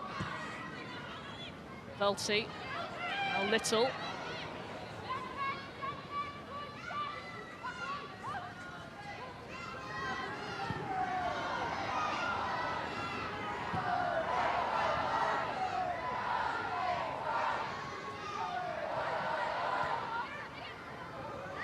Miedemar dispossessed. Well by McLaughlin. Now Petzelberger. Santi. To Blinkiller. Good crisp passing move this from Aston Villa. Petzelberger scuffed the pass somewhat. And easy for Wubben-Moy to clear up. Haven't seen that enough. No, that was a good little spell for Aston Villa, but it's the final pass, you know, that lets them down, and we've just seen it there. They possess the ball for a little period, and then it gets into the final third, and you're hopeful of something, and yeah, the quality lets them down. Catley onto Ford. There's Sante. Not a touch on that. Flag is up. Offside decision.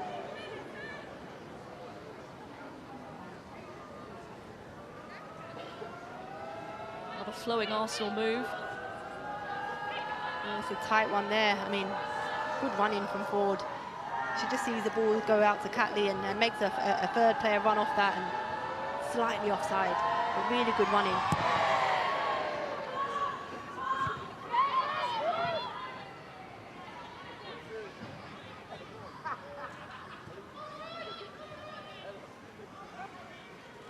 I'd like to see Jordan Nobbs and Nikita Paris just get some minutes in this Arsenal team, especially going into this summer's Euros.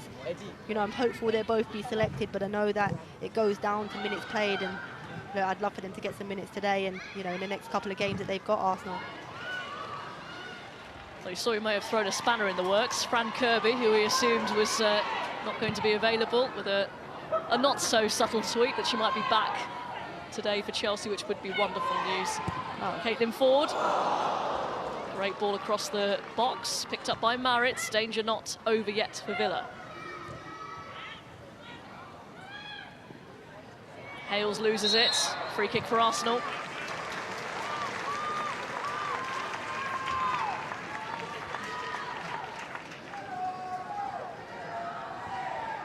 Looked as it. Yeah, I mean, you've seen Beth Mead just gets tripped. She wanted a little rest. She was laying there for a while after the foul, so she just might have needed a little bit of rest. All the hard graft she's done today. She's done a lot of running, Beth Mead. Usually once or twice a match, she does get absolutely clattered. She loves it. Gives her airtime on the camera. She's certainly got a lot of that. See if she can produce something from here. So Catley, who was only Arsenal goal has come from free kick situation like this in the Champions League earlier on in the season.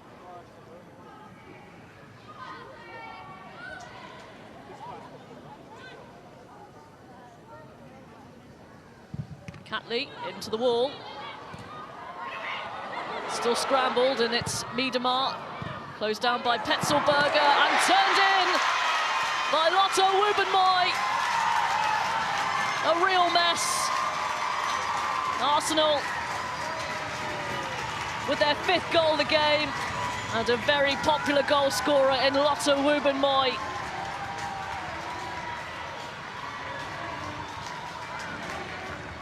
It's come from the free kick that actually wasn't well executed from Catley. But Leah Williamson, I think it, oh, no. Blackstenius, sorry, it is. It just strikes it across goal, and Ruben Moy being in the right place at the right time, you know, smashes it home. And I just love the celebration of Ruben Moy and what it means to her to score for this Arsenal team. Fantastic finish. Arsenal fan. She had that great moment at the Emirates when she scored against Wolfsburg. Every goal in a red and white shirt will mean so much to her. The substitution for Aston Villa. Boy Halorka coming off and Megan Sargent coming on. And it's already for Aston Villa. Can't blame Carla Ward for putting on another defender at this stage. Yeah, they have, but what they've done, they've moved Corsi into the midfield, which is what I felt they needed. They needed a little bit more of experience in that midfield area. McLaughlin was really isolated in there, a little bit of inexperience. You could see that in her play. So I think Corsi's just stepped in there and just given them a little bit more experience, I think, for this remaining 20 minutes of the game. Again, challenges come in, and the ball once again falls for a red shirt of Arsenal.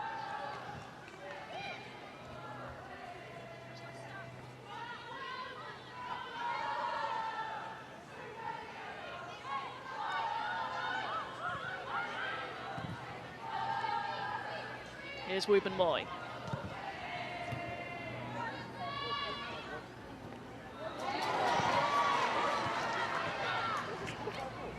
Miedemar. Through ball, Catley on. She scored. Again, the offside flag is up. Another goal disallowed for Arsenal.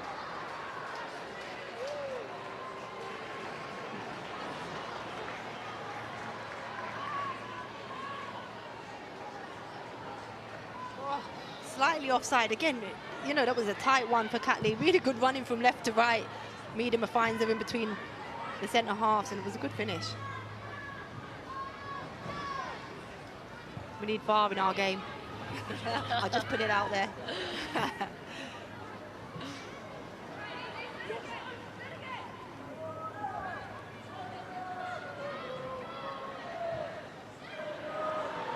Couple of substitutions getting ready. Looks like Nikita Paris on the bench, getting ready to come on. Blackstenius rise the challenge. The goal kick is given.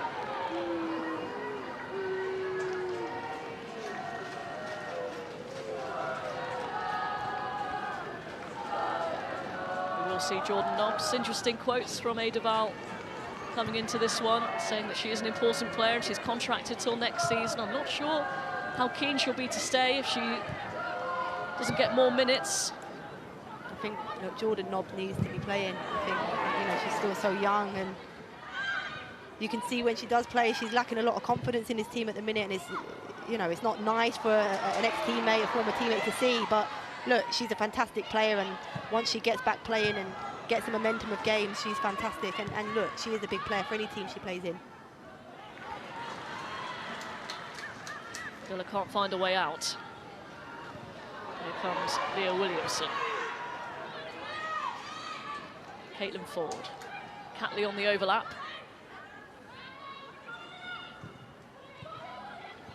Blinkiller. Now Hales. Gilnick inviting Blinkiller forward.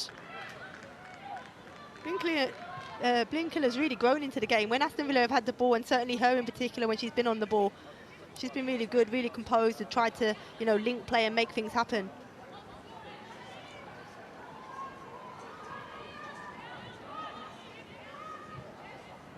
It looks like Arsenal are getting ready for a triple substitution. Just an illustration there of the depth in this squad. May not be enough to win a trophy this season, but just shows still the gap between the higher echelons of the league and even the mid-table sides now. Yeah, look, they've got great squad depth, Arsenal, and to bring the likes of those three on as substitutes, you know, 20 minutes remaining is, you know, horrible for any opposition. There's Catley towards the back post. Mead sliding in, couldn't convert.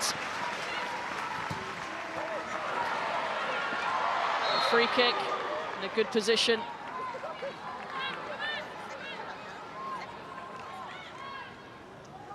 she potentially get a second yellow card for this, pulling the defender back? That's a very good point. Just calling the captain over.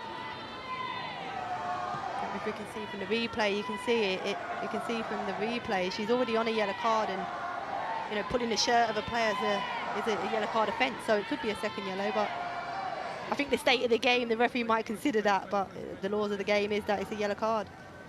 She's clearly heard you, Farah, having a word, but I think that might just be it.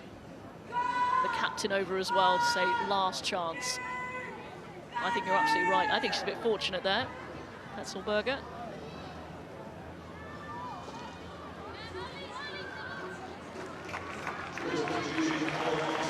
So a triple substitution for Arsenal.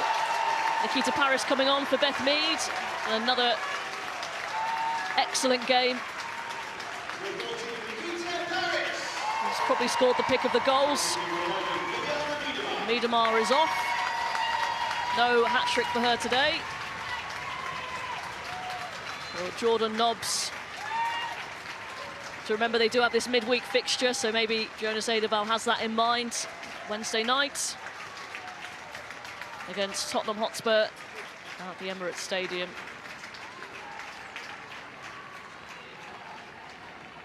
And Lara Wienreuter on for Noel Maritz.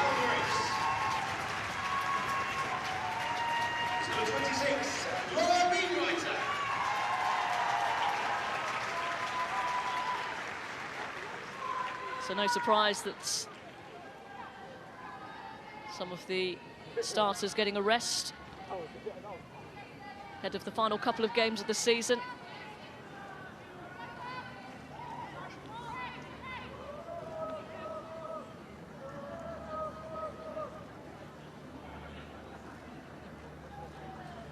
A chance for the substitutes to get on the score sheet immediately.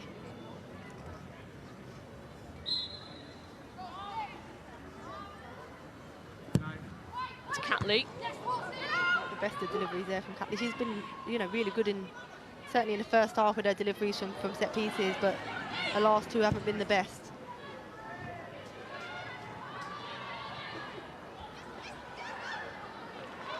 Moy on to Paris. Delivers towards Blackstenius. The goalkeeper from the free kick for Villa.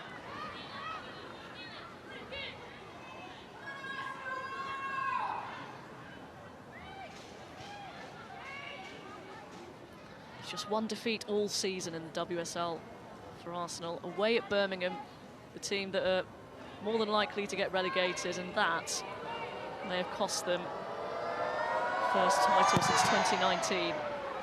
They'll be absolutely kicking themselves come the end of the season if that's the game that lost them this title.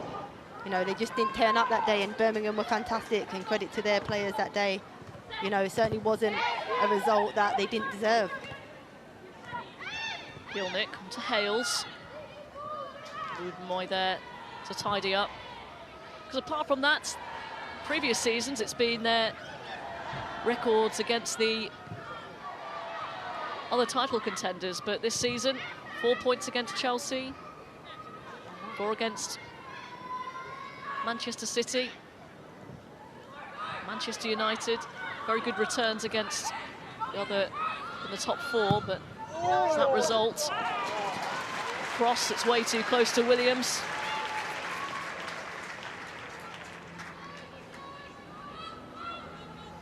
It's probably nearly been a century as us today. Lydia Williams in the Arsenal goal. Not sure how many steps she's done. Pretty similar to us. Santi. Hales.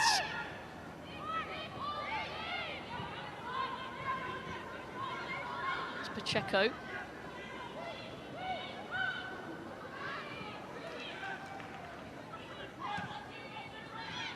Spell of possession for Aston Villa. Sargent.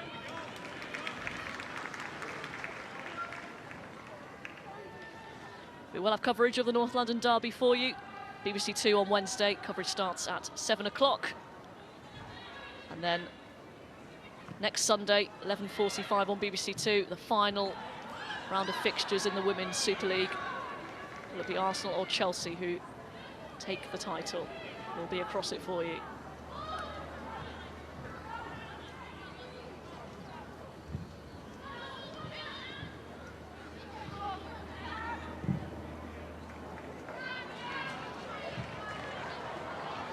Ford.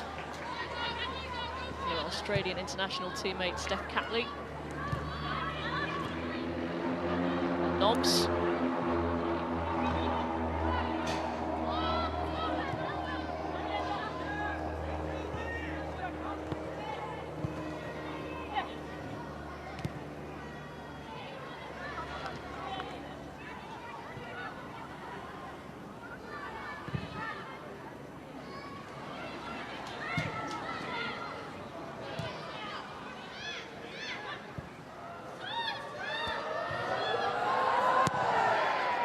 Just taking a chance.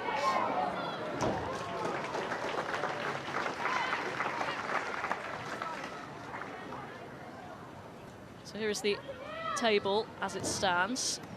And a good afternoon for Arsenal in terms of the result, but also they've made up that goal difference, although Chelsea play later on against Birmingham. So they could see that come away from them as well, to see what the result is there at St Andrews later on, 6:45 kickoff. Yeah, knowing this Chelsea team and Emma Hayes, and look, they have a fantastic winning mentality, the group of players, how hard they work. I'm sure they're going to want, look, Birmingham are going to try and make it difficult, but I'm sure they're going to want to go there, leave everything on the park, not 90 minutes, and then they've got a week to recover before a big game at at home to Man United. And their fans, the travelling Chelsea fans, the home Chelsea fans have been fantastic for them this season, and could have been the difference for them, I believe. Little nips in, Nobbs, and now Ford, too close to Rodgers.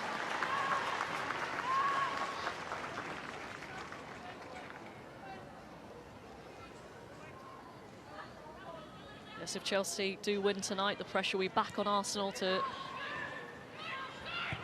get the win against Tottenham on Wednesday night, which is not going to be easy, as we've seen with Spurs this season. In particular, the last two games against Chelsea really made them work hard for it. Yeah, and I think they will again. If you go back to the North London derby earlier in the season, it was a 1-1 draw, and Arsenal were lucky to get themselves back into it with a goal from a set piece, and it was Miedema at the time. Tottenham against the top teams have really tried to show how much they've developed as a team, and that they're getting closer. So they're going to want to do that again on Wednesday at the Emirates.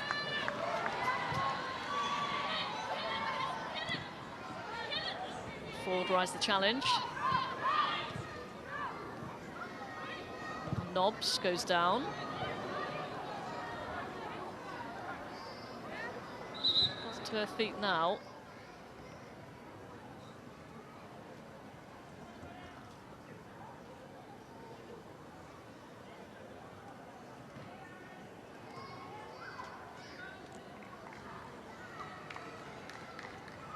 Not entirely sure what happened there. She's holding her knee. I mean, normally without contact doesn't normally look good, but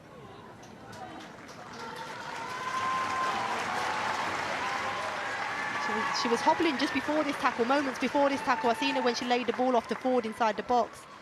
She hobbled off a little bit, and wasn't really much in that, and she's holding her left knee. Let's hope she's okay. Always worry, especially when Claire has had quite bad injuries in the past to recover from an ACL. I think she's done something here, Jordan Nobbs. She can't. She's sat down there in the middle of the park. This does not look good news. In the meantime, here come Arsenal.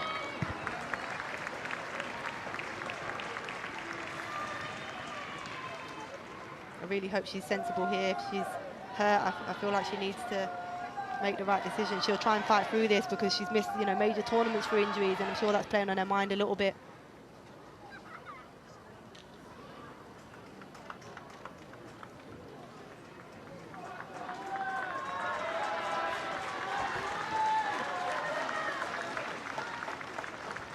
She's going to try and carry on clearly, but that's wise, I'm not sure.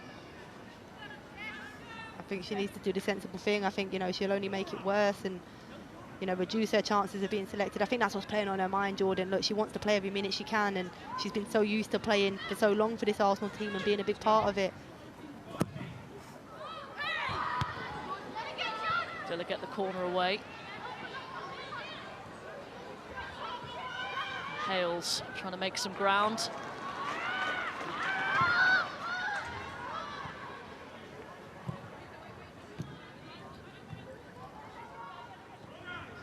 To the final 10 minutes.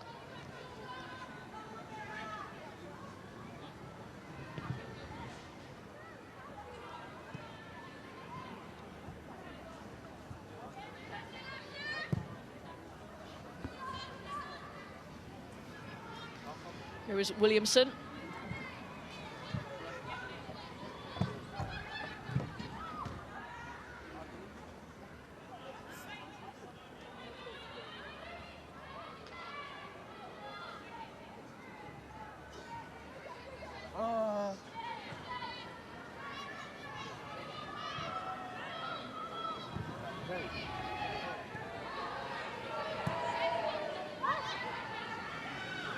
Arsenal getting ready for their final substitution. I think, yeah, look, she's gone down again, Jordan. Look, you can see, really sad. Here is Blackstenius in behind. Assessing her options. That's a brilliant finish from Stina Blackstenius. Outside of the right boot from a very tight angle. Her first goal after a barren spell of 5 games. 6-0 to the Arsenal. Yeah, look, this is a long ball in behind, and Blackstenius uses her speed in behind and drives into the box. It's a fantastic, she looks as if she's actually going to play a cutback and then sees the keeper and plays it through the keeper's legs to the far post. A fantastic finish. We can see here again, look, she's shaping up to play a ball across the box and puts it in the back of the net, but Jordan Nobbs is down in the middle of the park as the goal was taking place, and really sad to see her down on the floor. And you know, this looks serious, this, with Jordan, because, you know, knowing the person and player that she is, she doesn't go down for nothing. So the teammates around her, and, you know, hopefully it's nothing too serious. But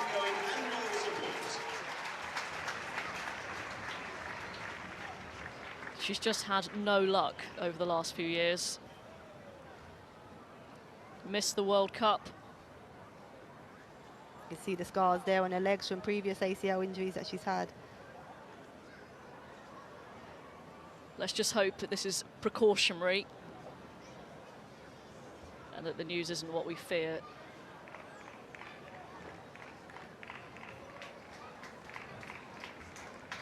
Substitution for Arsenal, replacing number 8, Jordan Nobbs. So Jordan Nobbs is off. You can hear the reception around Meadow Park. Just wonder if this could be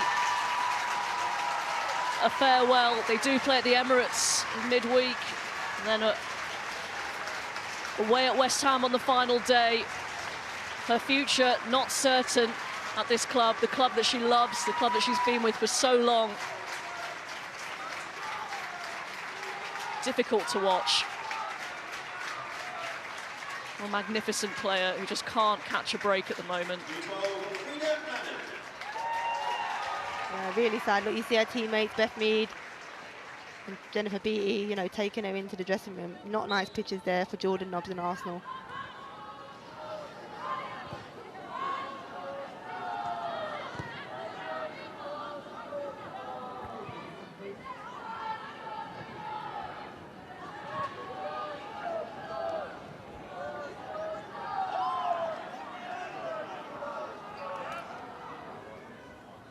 Into the final 5 minutes.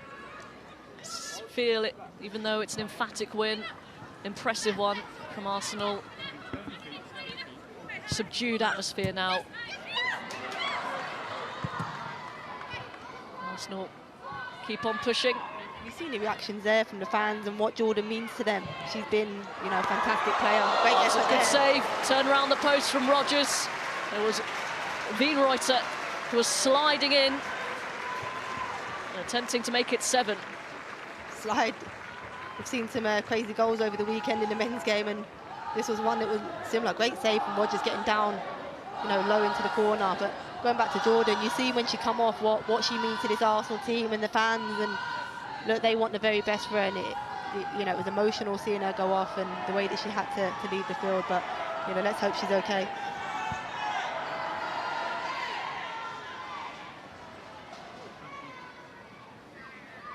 Took a deflection on the way over Wienreuter and made it an even better save. The Catley delivery.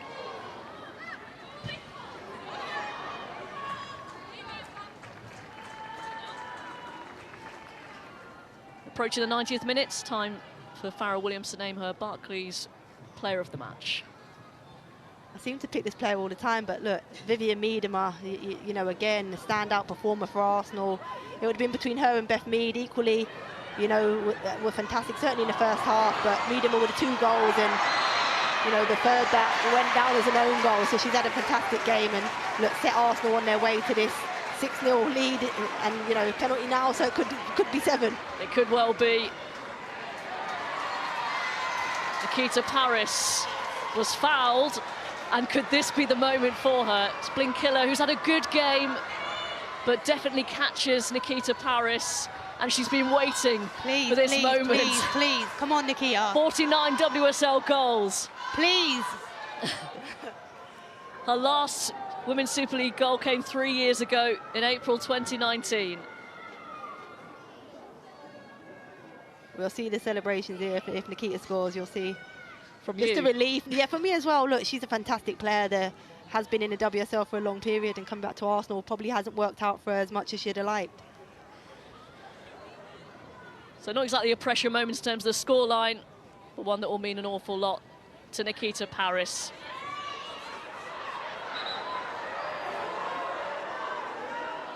This is not going to help the pressure that now Nikita's going to have. The long delay. She's gone. Some pushing and shoving between Caitlin Ford and Mailing, and Corsi there as well. Well, Jordan Nobbs and Beth Mead joined the 50 club last week, and Nikita Paris joined her Arsenal teammates. This really isn't helping her at all. I mean, the nice thing for Nikita was that her teammates actually wanted her to take the penalties. They recognised, that Nikita, Kim Little in particular, is still on the pitch and is their named penalty taker. I think Caitlin Ford will do well here to just leave it. Trust your teammate that's going to go in the back of the net and you don't need to follow up. Let her get on with it. Paris tries to refocus.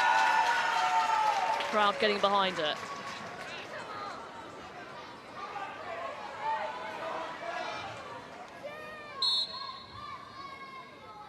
Paris, it is there. 50 Women's Super League goals for Nikita Paris to round off the perfect afternoon for Arsenal. Beautifully taken, never in doubt. Absolutely buzzing for Nikita. Look, she deserved this, and there was a long delay before taking the penalty. What Nikita did really well here was reassess the situation, prepped again, redid her prep, and then was able to just execute the penalty perfectly executed there. The court officials indicated a minimum of 6 minutes added time. 6 minutes. 6 minutes of time added on. 6 minutes too many from a Villa point of view. Corsi taking a knock. Vivian Miedema announced as the player of the match, a popular choice. Well done, Farrah. Yeah. Was that my player of the match, or was that the stadium player of the match as well? I think they trust your judgment. Please give us a smile, look, come on. There was a bit of a naughty tackle there actually on Corsi in the middle of the park from forward. I think it was a little bit late and high.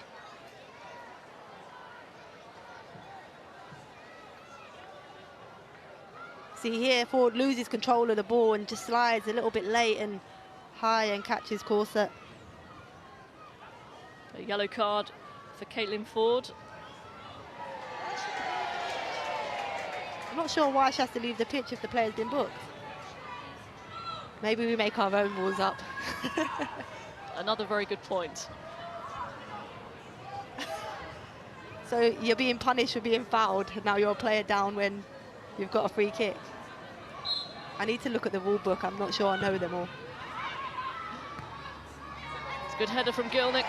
Straight into the arms of Williams.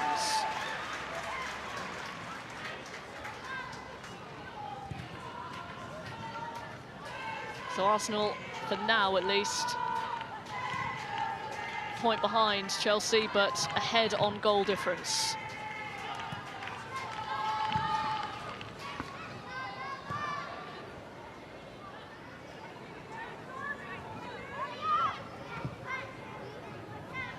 It is back to Chelsea, how they respond tonight against Birmingham City.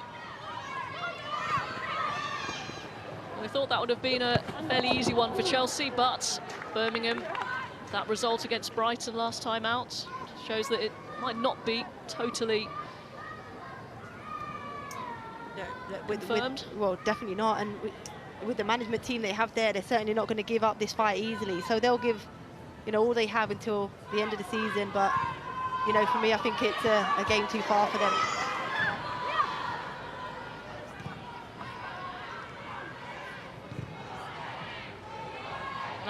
Aston Villa, they haven't been able to put out their strongest team today. Remy Allen's going to be out for quite some time. A leader on and off the pitch. You've seen today, you know, how much of a miss Remy Allen is for this Aston Villa team. They've lacked discipline in that middle, they've lacked leadership, and they've lacked that energy and grit that they needed against a team like this. So, and that's all of what Remy Allen brings to this team. So they've certainly missed all of that alongside Jill Scott as well. Do highly recommend Jill Scott's Coffee Club on BBC Sounds. Really good listen. She has a register, Farah, for people who've not visited her coffee shop. Have you been? I know, I did. I attended this week, and it, well done. You know, well overdue. But yeah, I mean, the coffee, if we give it a shout out, box to box, it's a fantastic coffee shop. So yeah, certainly get yourself there and get yourself a coffee.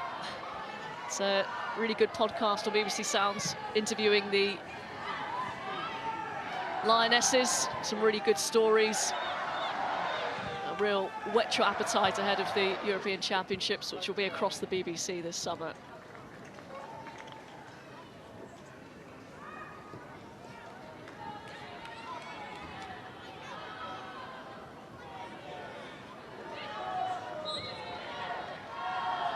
So 2 minutes of stoppage time remaining. A chastening afternoon for Aston Villa. And for Arsenal, Jonas Eidevall. They've done all they can. They've also had 3 goals ruled out. Offsides and handballs, so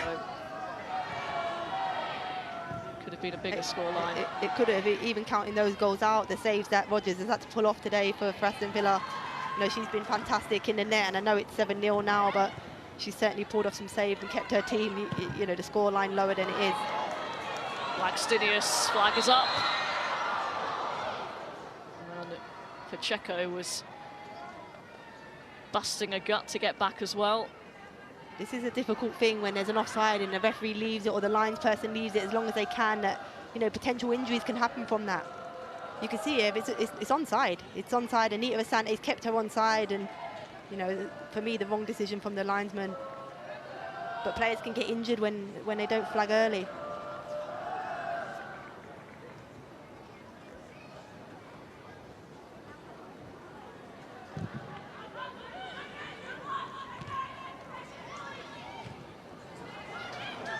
Lovely touch from Belty.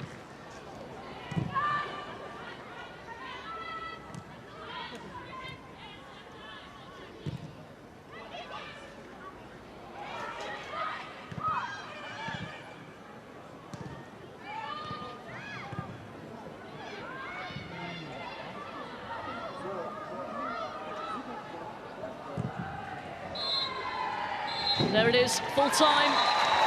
Arsenal do what they had to do, and they've done it easily. 7 goals, 2 from Miedemar, an own goal. Beth Mead with a long-range effort. Wubin Moy and a cheeky finish from Stina Blackstenius before Nikita Paris rounds it off with her 50th WSL goal. A bittersweet afternoon, though, at Meadow Park.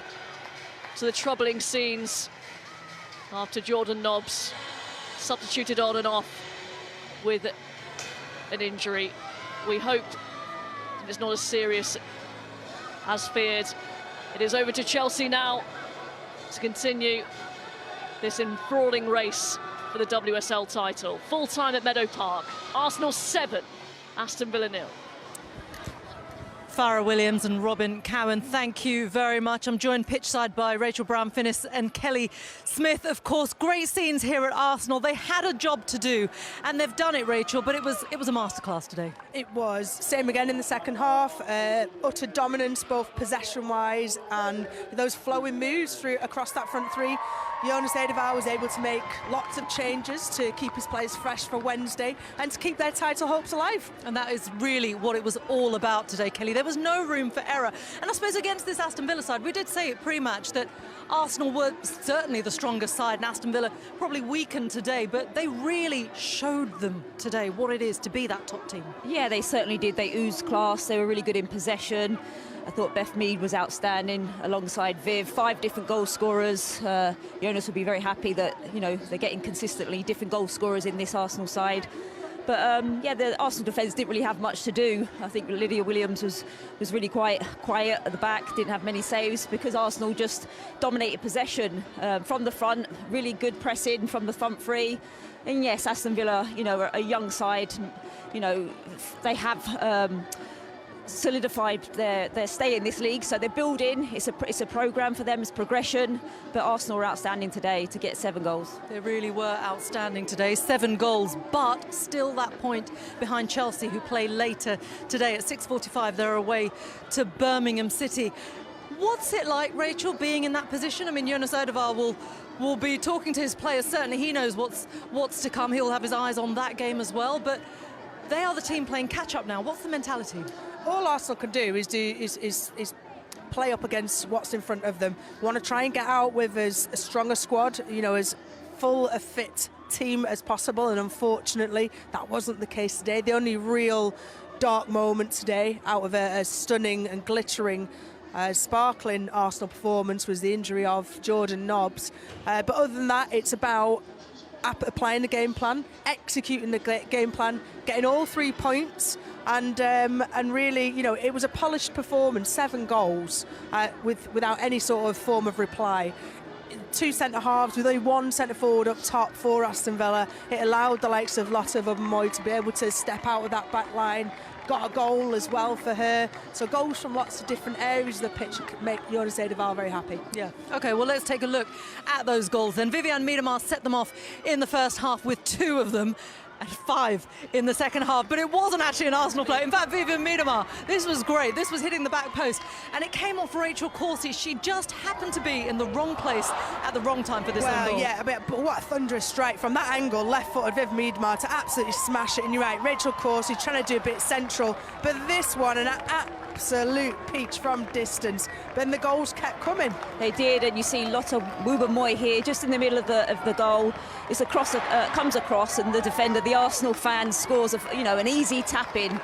And then you have Blackstenius here, just coming down here. It's a cheeky little finish, this one. She just sees Sian Rogers just come off her line a little bit, and it's just the outside of the foot, just a little clip, and brilliant creative play. So much time for that one. She could have got it very wrong. And this one, the impact of bringing on a player like Nikita Paris, she gets behind. She looks and feels for the contact, earns herself a penalty, and great to see her step up and convert one. She's missed a couple for her country. She'll have been desperate.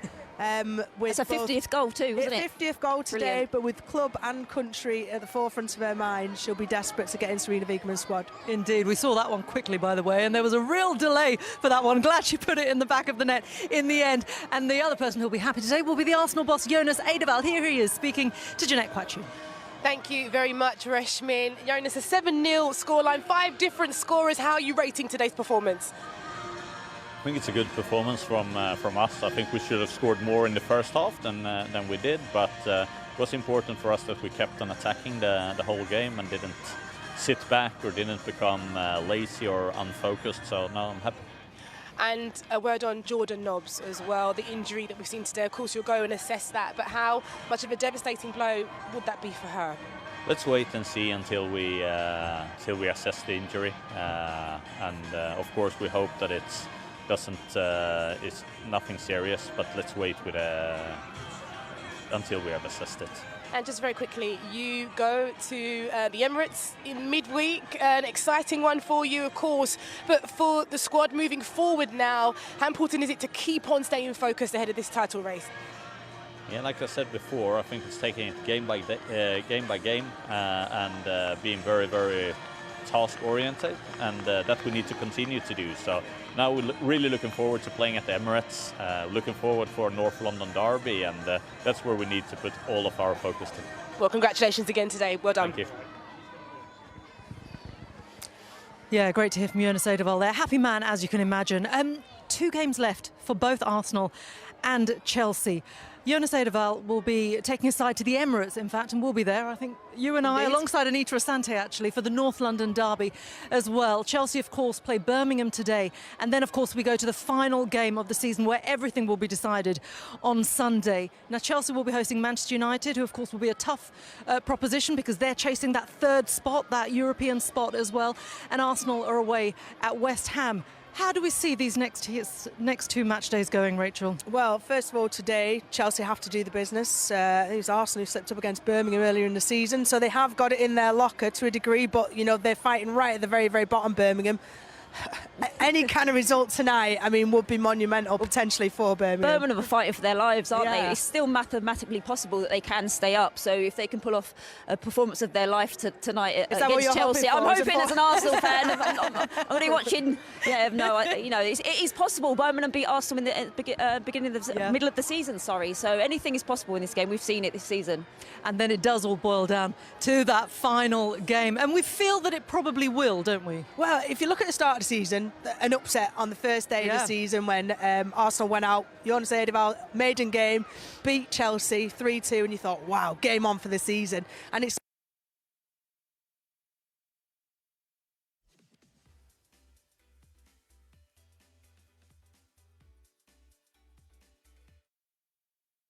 And it is all about Arsenal.